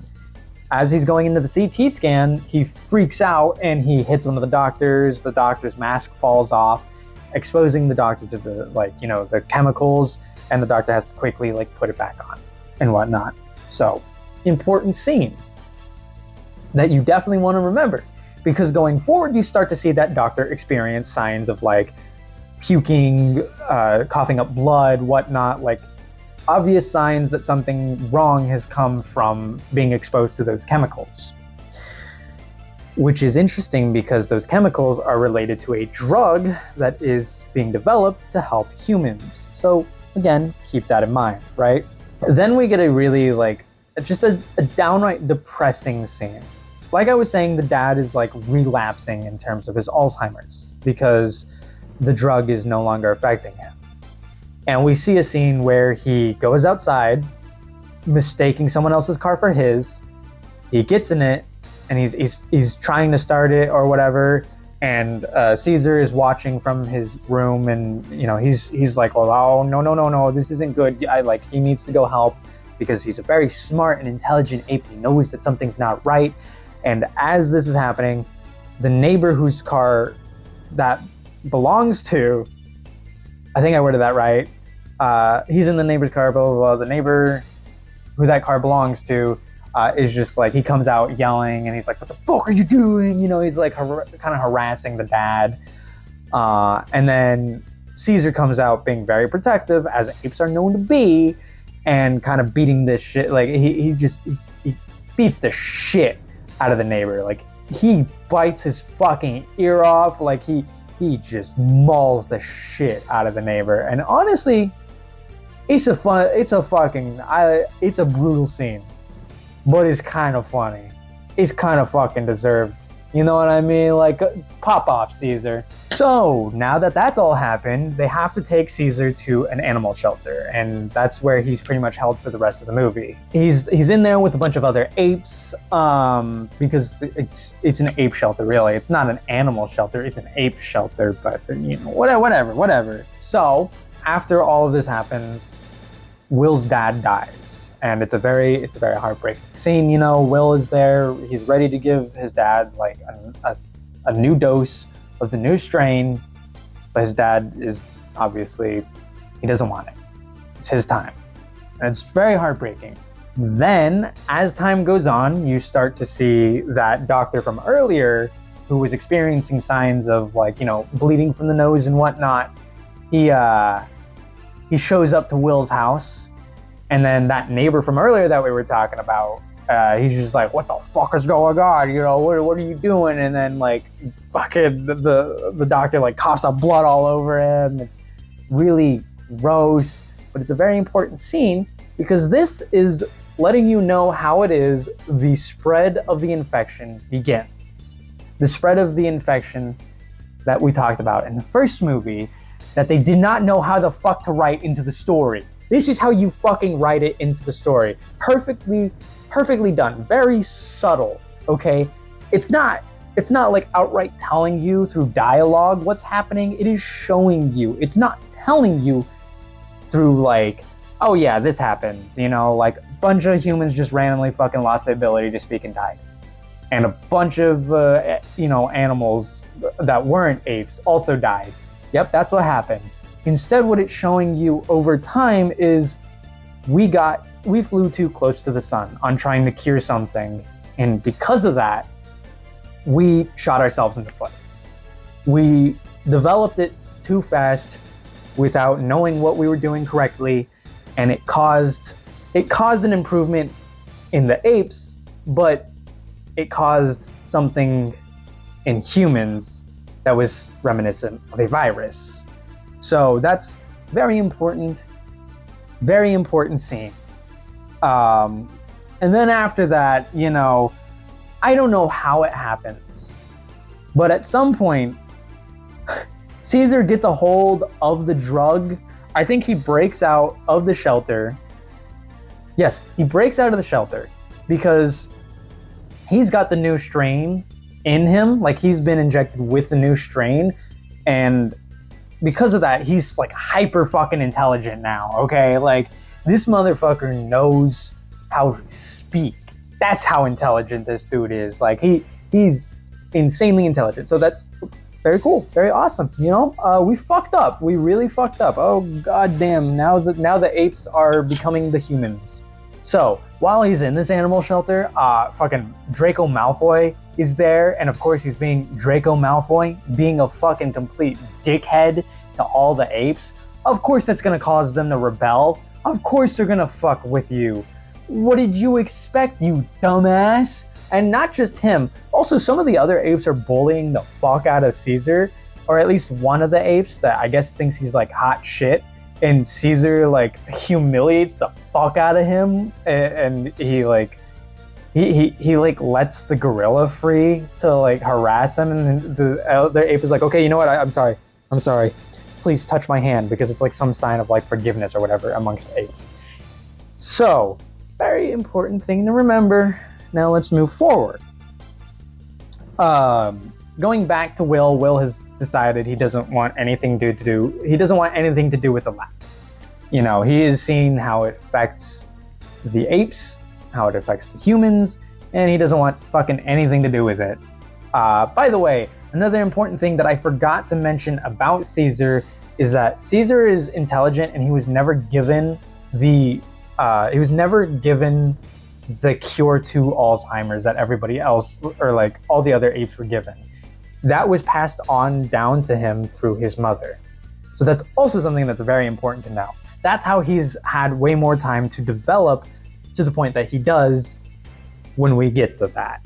And we'll get to that. Caesar eventually breaks free of the shelter, goes to Franco's house, steals a couple of vials of the new strain of the drug, comes back to the fucking to the shelter and just throws the canisters down the aisle and lets everybody all the apes soak up the gas.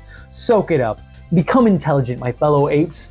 Smell that green gas. And so they wake up super fucking intelligent. They've all got like amber eyes, and I think it's amber. It's like yellow, whatever. It doesn't really matter. You know, green eyes, something like that. And that's a way to tell you which ape has the new drug in them and which ape doesn't. So then they end up stealing the keys from Draco Malfoy, getting themselves free, and then just running amok all over the city of New York and continuing to spread more of that green gas to other apes, going from like zoos and whatnot, and then going to like back to the redwoods to go spread more of it, you know. So they are just spreading way more of these chemicals that, as we saw prior, affect humans in a negative way, but affect apes in a, I guess you could say, positive way, because it turns them super intelligent and allows them the ability to speak. So, you know, there's that. But for humans, not so much, because it kills them. It does more than that. Well, it does kill them, and sometimes it does less than that. But again, we'll get to that later. So we end up in a really important scene on a bridge where, you know, Caesar is being stopped by Franco, because Franco's like, bro, come on, no, don't do this. Why are you doing this? And Caesar's just like, bro, you didn't want to fucking take me back home. You didn't care about me. You didn't care about me no more, you know? Fuck you. I'm going with my ape buddies. Fuck you, dude. And it's very heartbreaking, very, very good ending. They escape to the redwoods. The end? Real quick, want to say something about this movie that I think you kind of established from how I talked about it. The pacing of this movie is very, very fast. It's very fast paced because of the fact that the first movie is an establishing movie. It is a movie set to establish the rest of the series, to set everything that comes next in motion. And it does a very good job at doing that. Like I said, it shows the start of the virus very subtly, like how the spread of infection happens. It explains how it is that Caesar has had enough time to grow to the point of intelligence that he has, where he can speak, versus others that only know how to do sign language. It gives you a reason as to why it is that this virus even started in the first place, like why it is that Franco's character developed it. You know, a lot of things happen in this first movie that just set everything in motion, as well as Koba. That's something that we'll get to in the next movie, but is very, very well established in the first movie. Everything that you need to know about him is established. Everything you need to know about Caesar is established. Everything you need to know about the world going forward is established in the first movie. And so, yes, the movie is like very fast paced. Everything happens very like one after another very quickly, but it's done because this movie is really only there to set everything in motion. And it's done so well. It's so good. It is so good. But on a scale of 1 through 9, I'm going to put it at number 3. And that might sound bad to some people, especially because of the fact that I currently have the 1970s movie, the first one, set at number 1, but I'm gonna move that down to number 4. And you'll understand why when we get to the next movie.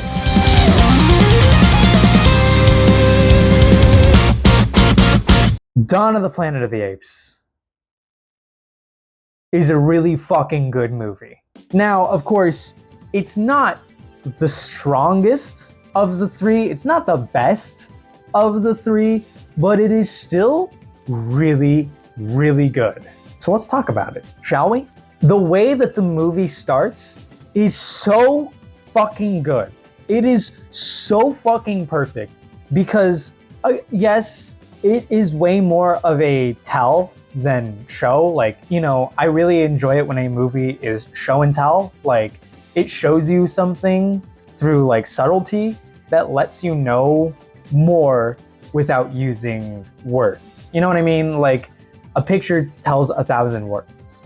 And sometimes in movies, it is better to establish things through said pictures rather than dialogues such as telling me like, oh yeah, all the humans fucking wiped off the face of the planet of the earth, whatever, right? Like, that kind of stuff pisses me off. But then you have the opening of this movie where they somehow got Barack Obama to be a part of the opening, where he is warning Americans about the virus.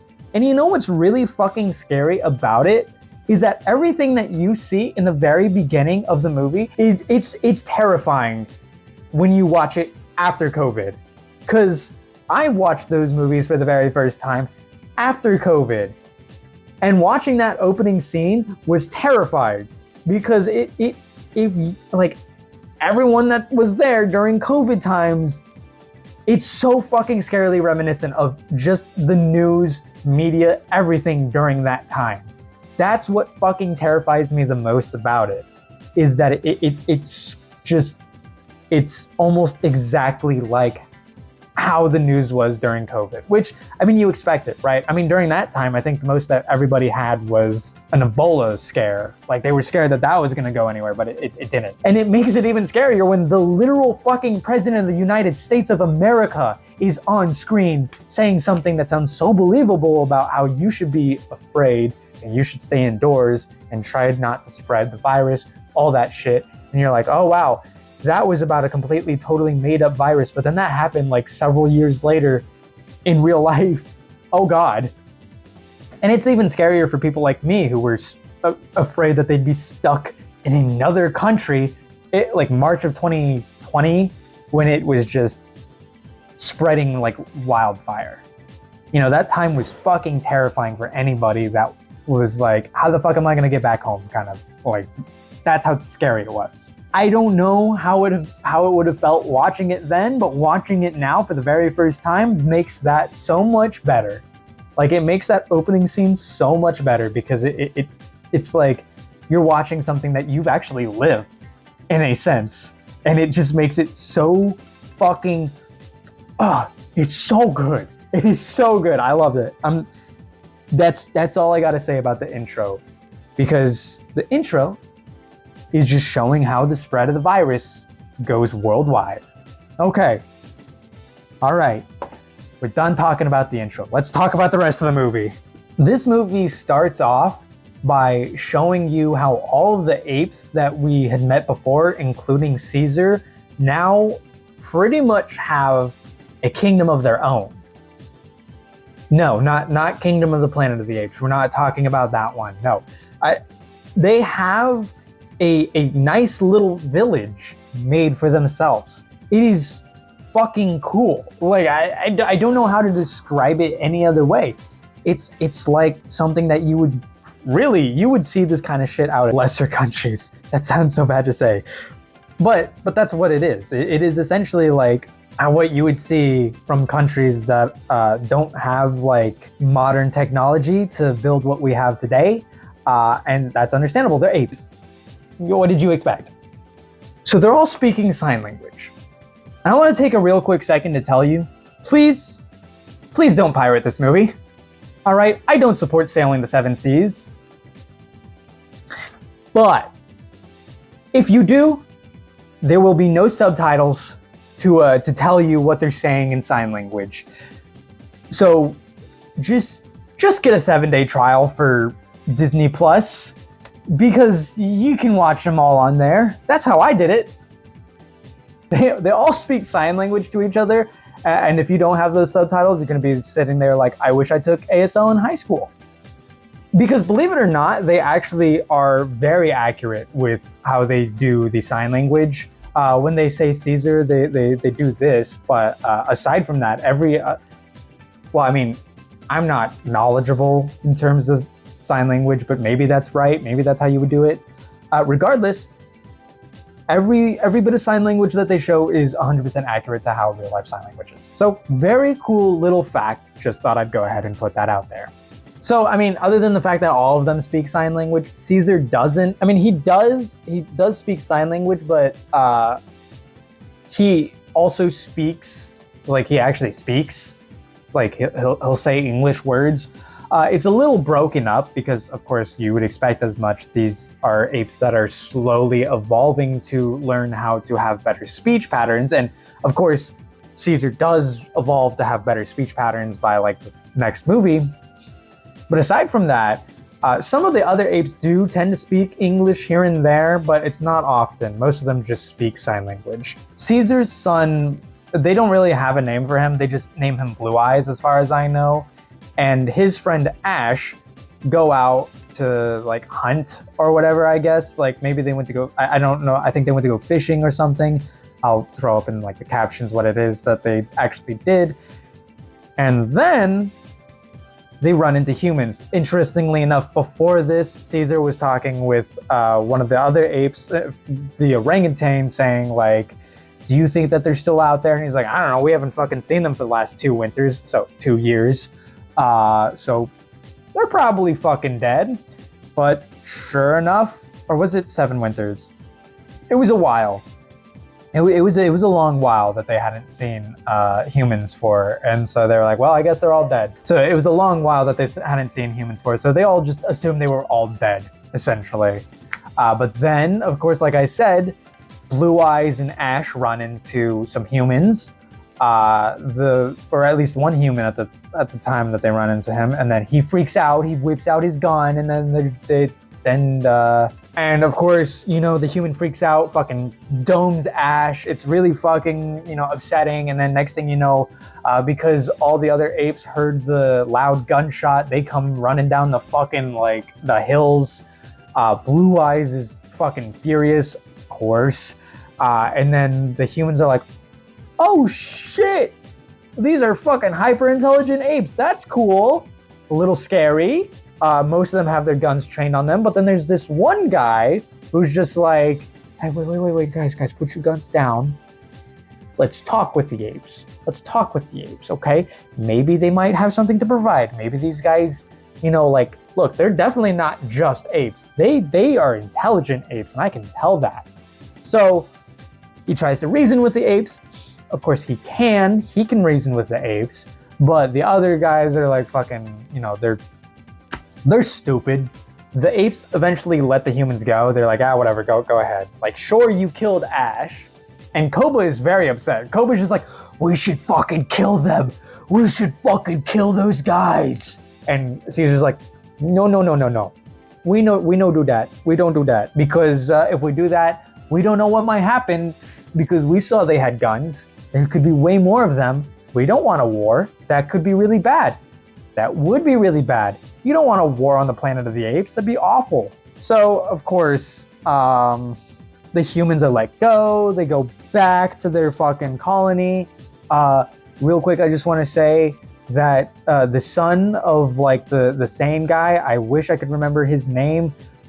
Dude looks like a fucking salamander. Why is his eyes are so far apart? Like, what the fuck, dude? So, of course, they're let go. They go back to their colony that's in the heart of New York City. The colony is run by Gary Oldman, fantastic actor. I love that man to death. And he seems like he wants to go meet these apes, because the reason why the humans were out there is because there is a dam there.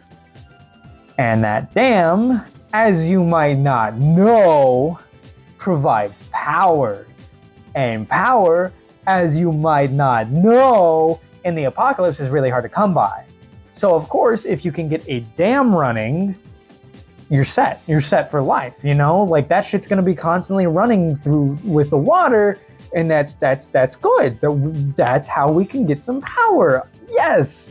But of course, Caesar's final words to the humans was don't come back. But Malcolm, the only sane guy in the group, is just like, okay, you know what? I'll go and I'll talk to them and I'll try to reason with them.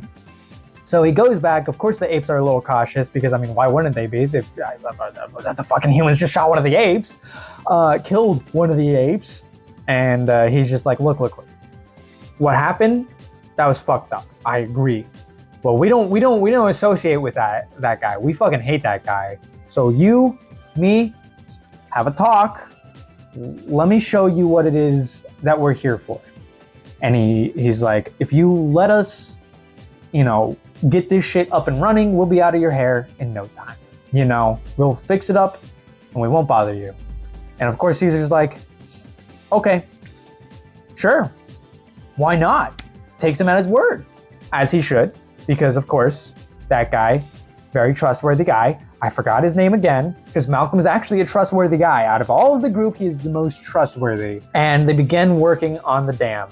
And they start clearing rubble using explosions, and then the explosions cause like more rubble, and then they end up stuck in the little tunnels that they were in, and then Caesar comes down and like helps them out and frees them and gets them free from the rubble. And then it's really cool. It's really nice. It shows that Caesar does care about humans to an extent, which is good. It's a good character thing about Caesar. Meanwhile, you have the opposite, which is Koba, and Koba's just like, these motherfuckers are gonna kill us all, I know it. Caesar, you are fucking pussy whipped by the humans. I'm gonna make sure that war happens because I hate the humans and I wanna kill them. I wanna kill them all.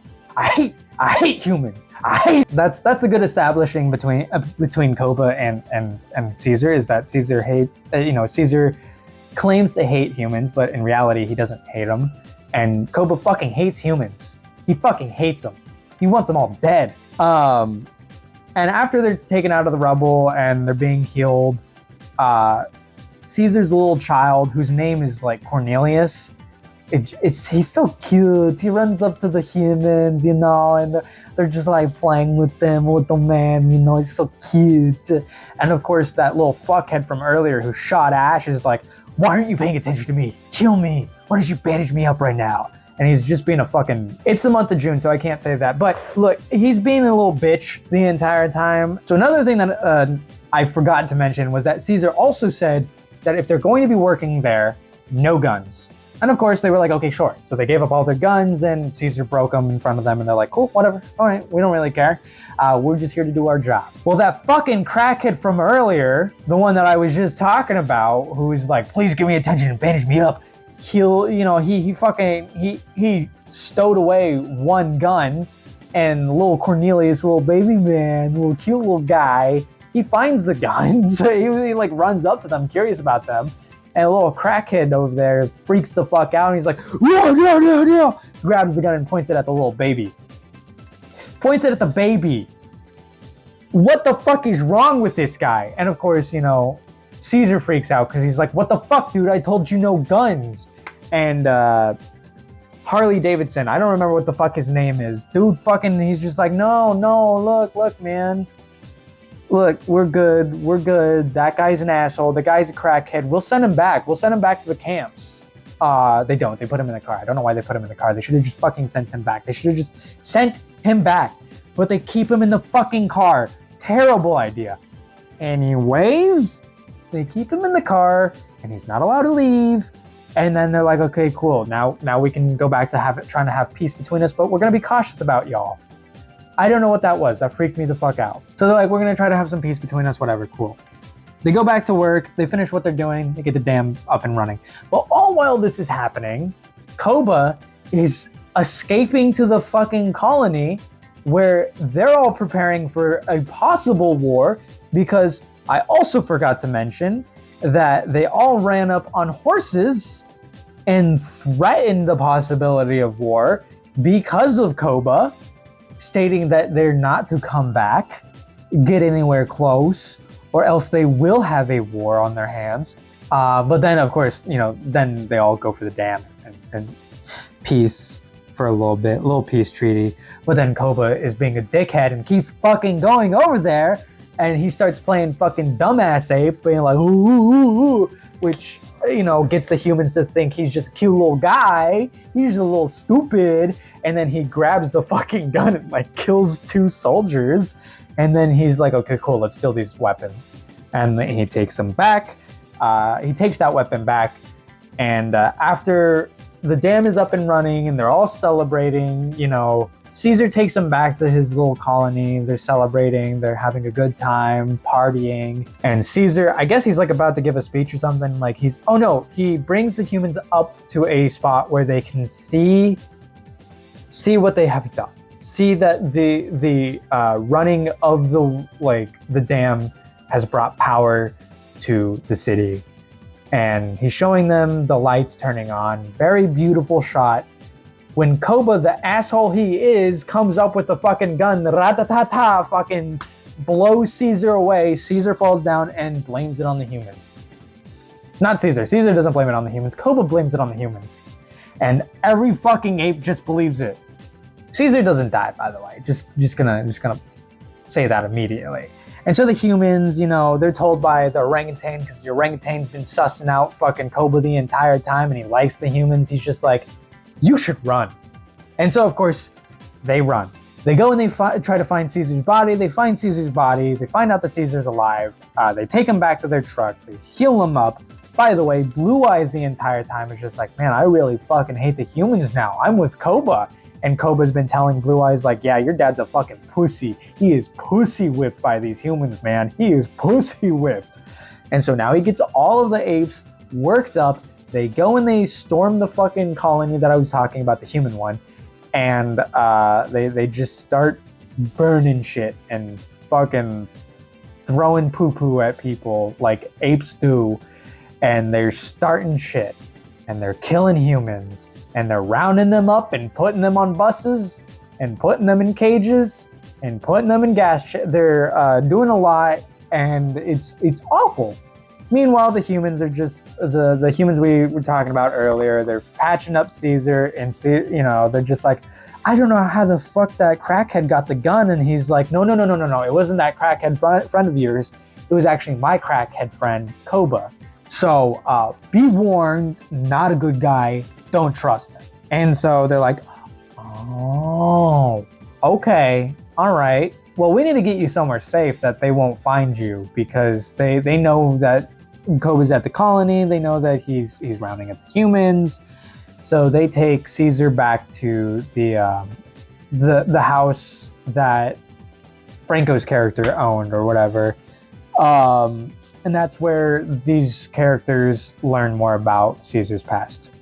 Koba is pretty much starting hell. He's the new leader of the pack. And Caesar is just like, well, I gotta make my comeback. I gotta let everybody know that I'm okay. Hey, by the way, can you go find my son? Can you tell my son I'm okay? Can you go find my wife? Can you go find little baby Cornelius? Can you do all that for me? And they're like, okay, well, we also need to go and get more stuff to heal you up, Caesar. So sure, why not?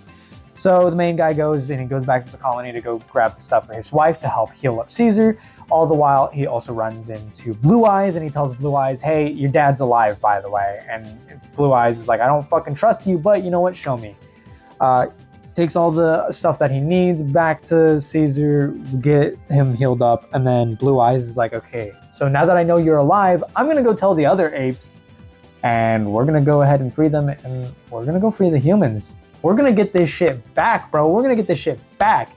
Here's the problem. While all of this was happening, while Caesar's, or not Caesar, really, all the while Koba's like simps were attacking the colony, people in the colony had a ham radio and were able to connect to a military frequency, a nearby military frequency, to warn them that hyper-intelligent apes were attacking them. So essentially, war is now on the brink, and it doesn't matter what happens now, because now the apes are just seen as bad guys, and the humans are out for blood with the apes. But we're not there yet. So Caesar and his crew, they go and they free the other apes, the other humans, and without any explanation, it seems Koba and crew have decided that they're going to go to the top of the biggest tower in the area. The only explanation I have for that is that they're apes, and apes climb, I guess. That's what my girlfriend said, and you know what? I'm just gonna go ahead and roll with that because that makes a whole lot of sense. Because it really isn't explained at all in the fucking movie. It's just explained. Yeah, they're going to the top of the tower. Why? I don't know. They're apes. They climb, I guess.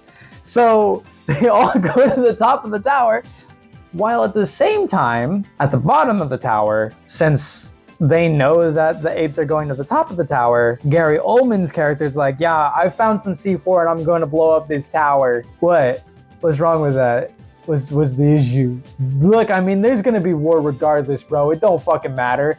And of course, the doctor, I can't fucking remember his name, William or some shit, is just like, I'm gonna shoot you if you do that, because I'm sitting here helping these apes and making sure that they get rid of Koba, because then if we get rid of Koba, then all is good, right?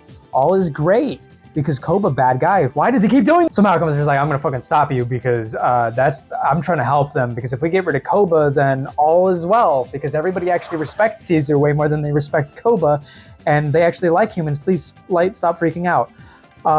And then Gary Oldman's like, well, it doesn't matter, because I already told these military guys that the apes are bad, so they're gonna come here and they're gonna kill all the apes. So prepare for that, buddy. Gary Oldman's just like, and he just blows up the fucking C4. I mean, at the same time, what I forgot to mention is at the top of the tower, Caesar is trying to convince Koba to he's trying to reason with Koba, but of course, Koba is stupid and he won't listen because he's brain dead. He has Twitter brain rot.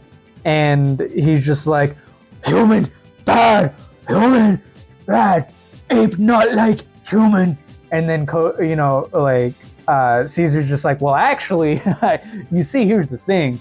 You kill ape, but we've been saying ape, no kill ape. Ape together strong, but you kill ape. So therefore, ape is just like human because you fucked up and you killed ape. So you bad guy. Then they fight. And as they're fighting, Gary Oldman, that's when he suicide bombs himself and blows up the fucking tower, 9/11 style. And the tower starts, obviously, like, it's being demolished while all these apes are fighting and a bunch of shit's happening. And Koba dies. That's all I really need to get to is blah, blah, blah. Koba dies. Haunts Caesar for the rest of his life. They get to the very bottom of the tower because, of course they have to, because now the tower is collapsing upon itself. They meet up with William, whatever the fuck his name is, Harley. What was his name? Malcolm in the middle. That's how I need to be able to remember his name. His name is fucking Malcolm in the middle. They meet up with Malcolm in the middle and they tell him, or like he tells them, hey guys, look, Vsauce, Michael here. Just letting you know, military is out to get you. You guys are fucked. Like, you need to get the fuck out of here. And Caesar's just like, you are a good man. And he goes in for a kiss. He does a little monkey head kiss. He does that little thing. And I'm gonna be honest, real quick. I just want to say that I think that scene's really hilarious because if you've ever seen the behind the scenes, they're all humans. All of those apes are actually just humans wearing mocap suits. So I'm just picturing like Andy Serkis and this other actor just like putting their head up against each other. And all credit where credit is due to that other actor for Malcolm. But it looks like he's trying so hard to like fight back a shit-eating grin.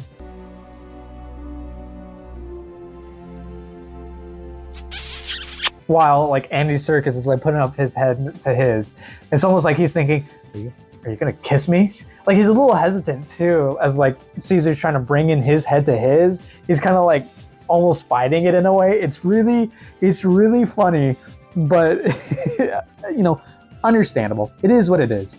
The pacing of this movie is so much better than the first movie because once again, this isn't really like a setup for anything. I mean, it kind of is.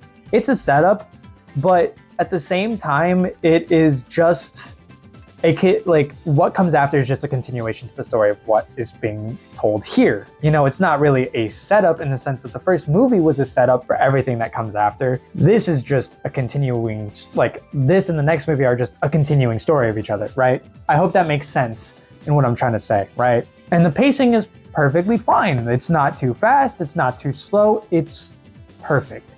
Everything happens as it should. In a sequence of events that's not, like I said, not too fast, not too slow.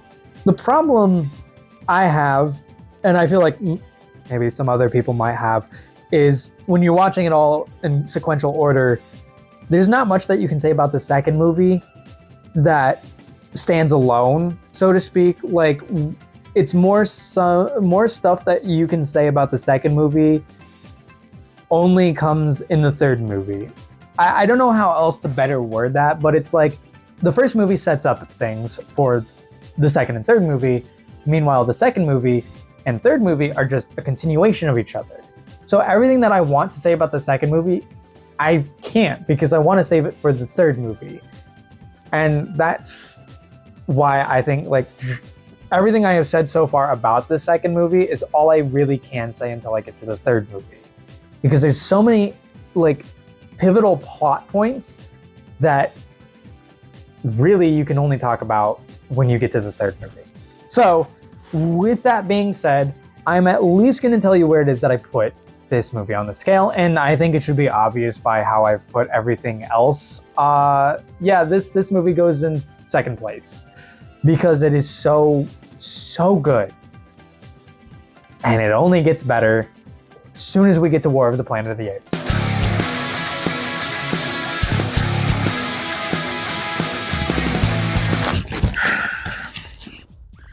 Dude, today has not been my fucking day. I saw this orange creamsicle. Nowhere on it did it say coconut whatsoever. And yeah, there's fucking coconut in this shit. Tastes like ass. But you know, I can't really complain. It is what it is. So I'm gonna talk about War of the Planet of the Apes while I'm eating this creamsicle. No reason in particular. None whatsoever. I know I just spent some time like ranting about all the previous movies just now. And like, I want to say that was it. I want to say that's all you get out of me for ranting about those movies. But you don't. Because there's so much more for me to say. There's so much more for me to go over.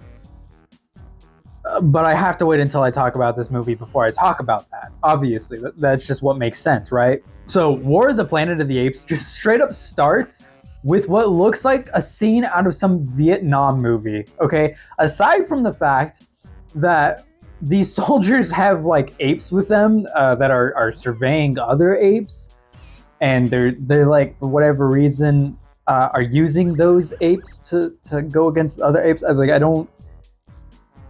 I mean, this kind of shows what was talked about in the original movies, which is the humans enslaving apes. So that's kind of interesting. That is a little interesting and may possibly be a theme for this movie. Pretty much what's happening is there's these soldiers, they're raiding some compound that's full of like apes. And I swear to God, if you just put over like Fortunate Son or some other Vietnam era song, like it would fit perfectly.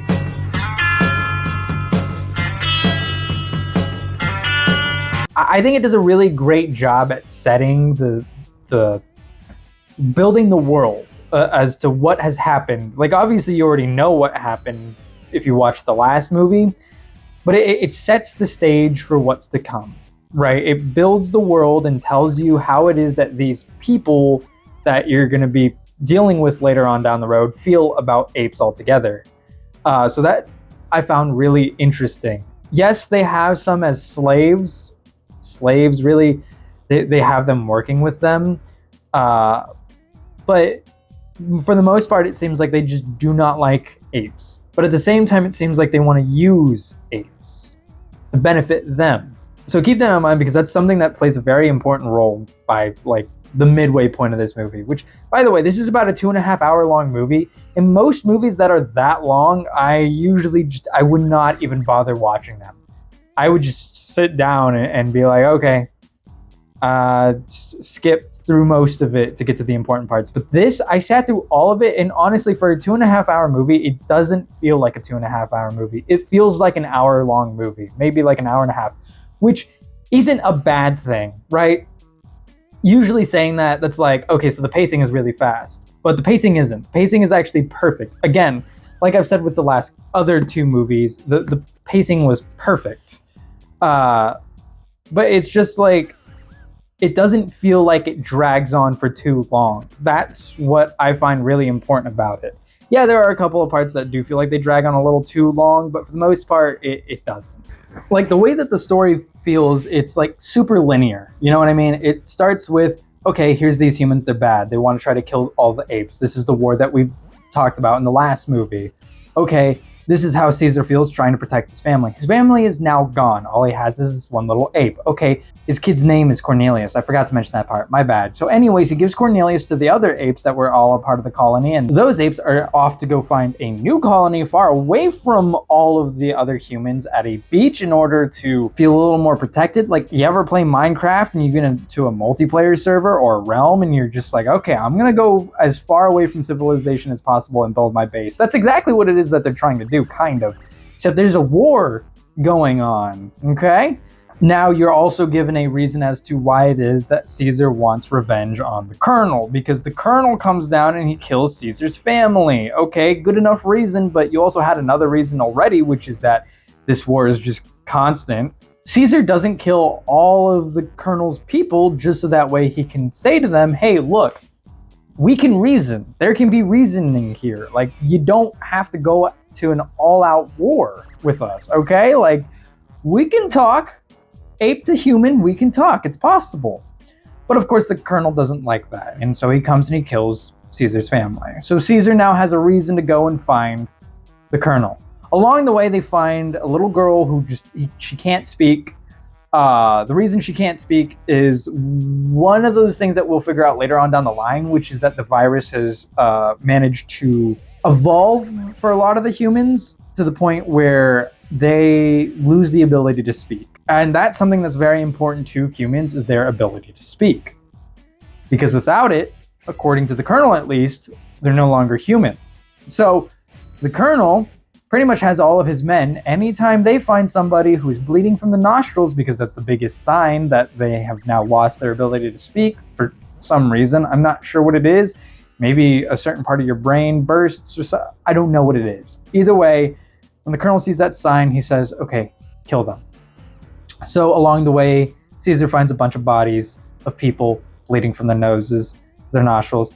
And that tells you exactly what it is that's going on here and what you're dealing with at least the Colonel, right? Then Caesar ends up at the Colonel's base. Oh, we meet Bad Ape, by the way. Bad Ape is a very important character to me because Bad Ape is played by the dad from Diary of a Wimpy Kid. So that's very important to note. Not really. It's just funny. And it makes me really laugh, especially when you see parts like that. I like Bad Ape's character a lot. It's funny. Anyways, so what you find out is that the Colonel is currently capturing every single one of Caesar's men, all of the apes, right? And he's making them do slave work for him. So obviously Caesar puts two and two together, and he finds out that, you know, the reason why the Colonel hasn't killed him and why the Colonel hasn't killed his men is because of the fact that he wants to use his men in order to build walls, build protection, and help him in the upcoming war that he's having with other people. Because as we found out earlier on in the movie, there were people that were coming to meet up with the Colonel, but he lied to some of the apes and told them that it was friendly. But the reality is that they were coming for a war. They were coming to kill the Colonel. And for whatever reason, they come in tanks and shit, which is really fucking wild. He's one man. Why did you need tanks, dude? Like, what the fuck? So anyways, the Colonel is like, yeah, you're right. I need your help with this war. And then after that, I'm probably going to kill all of you. Oh, and the reason why they hate me? Well, you see, what I've been doing is I've been killing all these people who lose their ability to speak, and they don't like that. They don't like that because they feel like, even if we lose the ability to speak, we can still communicate with each other. Nah, not to him, not to the Colonel, not at all. No, no, no, no. You see, the Colonel's a different man. The Colonel believes that speech, sans lingua franca. Sans lingua franca, the world will be told, son. And then it shall be free. Believes that speech is important to humans, and it's what makes humans humans and different from animals. To anybody who plays Metal Gear Solid 5, of course they're going to get that reference. But then you find out that the Colonel actually had a child who lost the ability to speak, and then he killed that child. Because, like I said, the Colonel is a little different. And the Colonel believes that it is awful for humans to lose the ability to speak, which is true. But goddamn, do you think he would have just found somebody who was naturally mute and fucking killed them? Like, that's awful. Man, hard times for Helen Keller in this fucking world. God damn. The Colonel, not a great guy. Definitely not to be trusted. Important note. And then the Colonel gets sick. The Colonel loses his ability to speak. And in a beautiful moment, Caesar finds him. And the Colonel gives Caesar his gun. And he says, without speaking, to kill him, to put him out of his misery. And Caesar, without speaking, hands the gun back to him saying, do it yourself. Again, a good old Metal Gear Solid 5 reference. I love it. Finish me. Kill me. Do it yourself. Even though I know that it's not actually. So, yeah, the Colonel fucking kills himself because, well, he can't speak and it's over for him because of that. Along the way, Caesar gets shot. It's a fatal wound, but you don't find that out until later. They finally escape. Him and all of the other apes escape. Ape Escape, my favorite game. They all leave to get out of there, but of course, at the last second, they're spotted by all of the army that was coming to kill all of the Colonel's men and the Colonel himself as the compound that he was at explodes. Poof, kapow. And they're all looking at it. They're like, oh, cool, we won. And then somebody turns around and they notice fucking Caesar and all of his apes. And they're like, hey, wait a fucking second. And then a fucking avalanche comes and the apes have to, again, escape to the top of some trees. They get away from the avalanche. I don't know if that's really how that works, but whatever. And all of those humans die. Supposedly, they all die. So, there we go. That's the end of the world. War on the Planet of the Apes. Long ass fucking title. Not really, because at the very end of it, Nova, the little girl that they captured from before, is now with all of the apes. Caesar fucking dies, and Caesar's final message is change the world. Goodbye. Yeah. The ending, honestly, I'll admit, right? Like, not a whole lot of movies make me cry. Not a whole lot of games. Not a whole lot of types of media make me cry. But the ending did make me a little bit tear up, just a little bit like the pussy I am. Okay, it was just like a great final ending. Like, they didn't really get what they wanted in the end, but they also kind of did. They got the freedom. They lost. Fuck. They got their freedom back. They won their war. They can rebuild. And Caesar just wants the humans and the apes to live in harmony. Kumbaya. You know what I mean? Hands clasped together. I'm not gonna say that. Look, they just want a little smooch. They want a little ape smooch. And that's just it. That's how it ends. You know his message. You know what it is that he wants to be done. You know what future he wants for all of the apes and the humans to live together. And yes, he says that it doesn't really feel right for him to die then, but at the same time it does. Because him dying then is what brings him to become a legend, to become a martyr, to become the important stepping stone for all future apes. And that's really all there is to it. He is pretty much like Jesus Christ of the Apes. You know, he's somebody who is heralded for years to come, for generations to come, to be remembered because he set everything in motion for all the apes to have the life that they have. And he was really patient zero, if you think about it. He was the ape that started it all. And I think that's why I love this reboot so much, is because it feels, in the originals, they changed it up so often to who it is that they look up to who it is that means the most. And they change up their morals. They change up the moral of the story. They change up what it is that you need to learn from these movies. It doesn't feel consistent in the originals. But in this one, it feels consistent. It feels like there's a moral to be had. There's a lesson to be learned. And the story from the first movie to the third movie feels linear. And the ending feels final. It feels like everything that could come after is meaningless, really, for movies. And it is.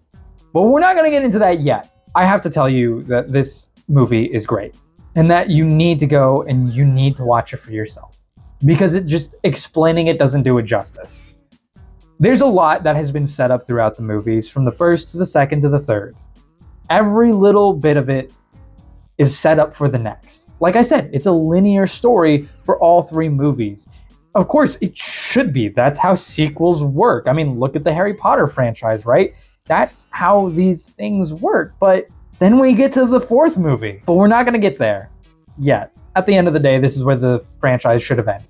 War on the Planet of the Apes is perfect. It's a perfect ending. It's a perfect message. It's a perfect life lesson. You know what I mean? I think it's so interesting seeing the opposites, like the parallels to Caesar. Because of the fact that this is unscripted, there's definitely a couple of things that I completely forgot to mention, and so I'm coming back to mention this.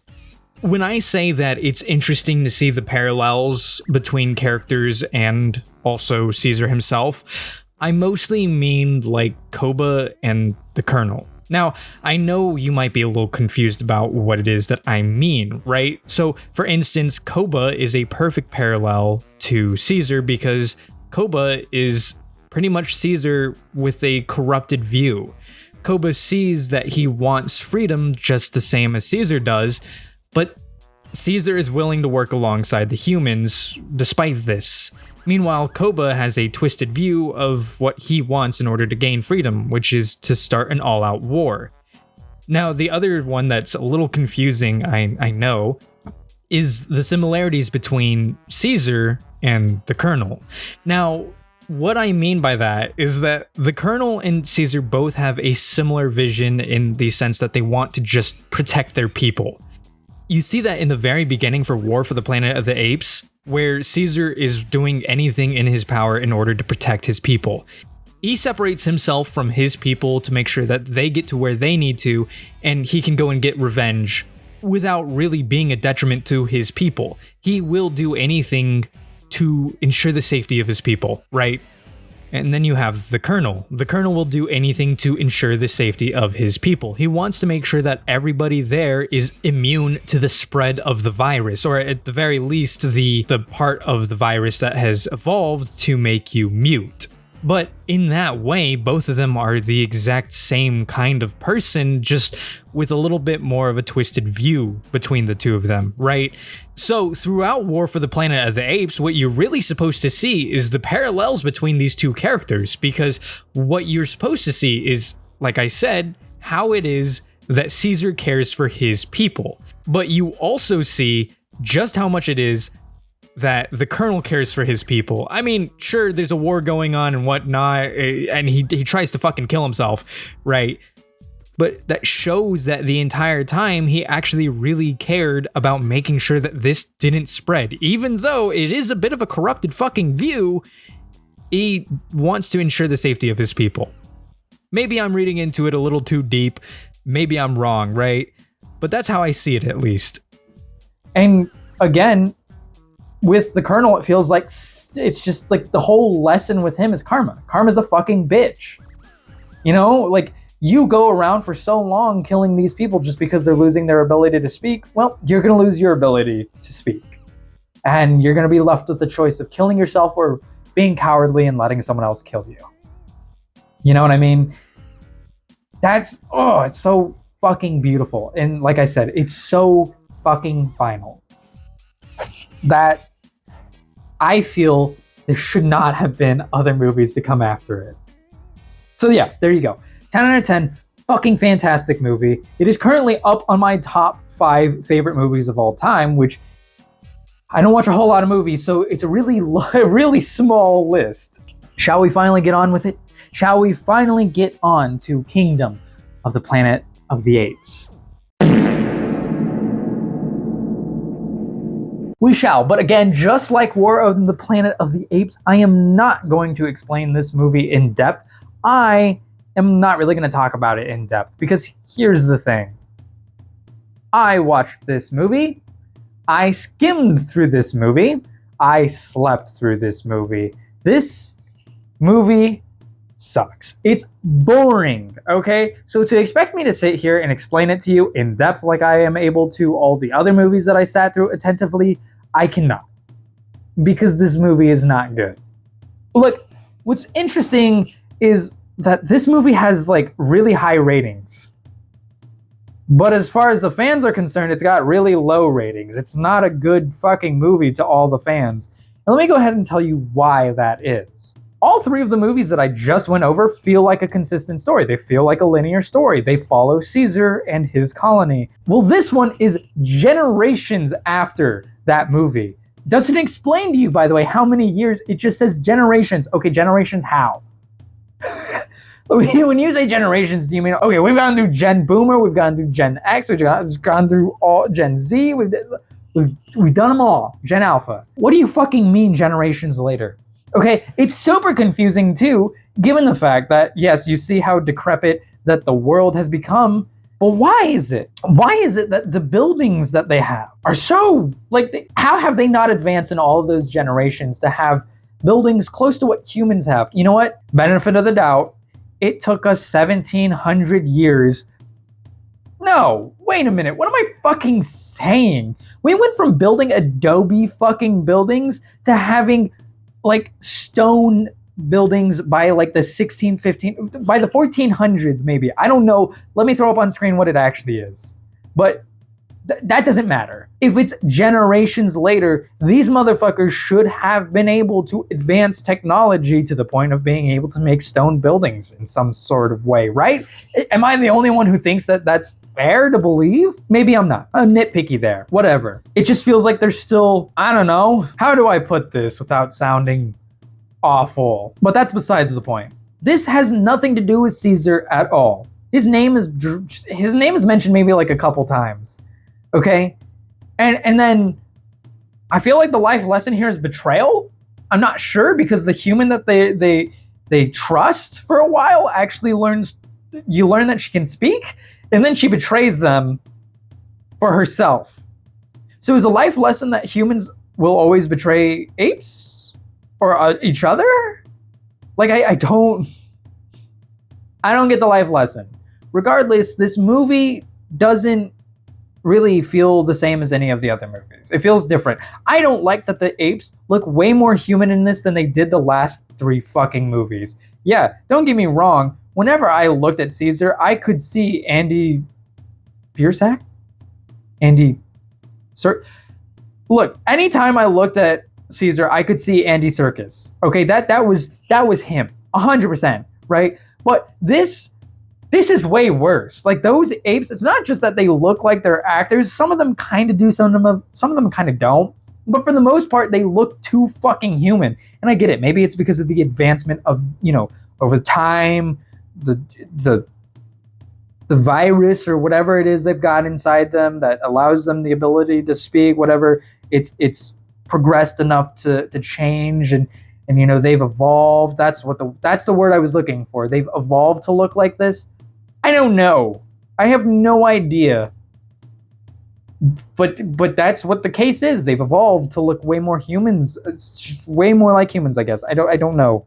I'll give you the benefit of the doubt and say that it's just because it's a new fucking writer, a new fucking director, the dude who made Maze Runner, so it's shit. maybe that's why it is. You don't really get the greatest explanation for how many years in the future this is, or why it is these apes have evolved this way, or why they haven't really advanced their technology in any meaningful way. I don't want to sit and harp on it too much.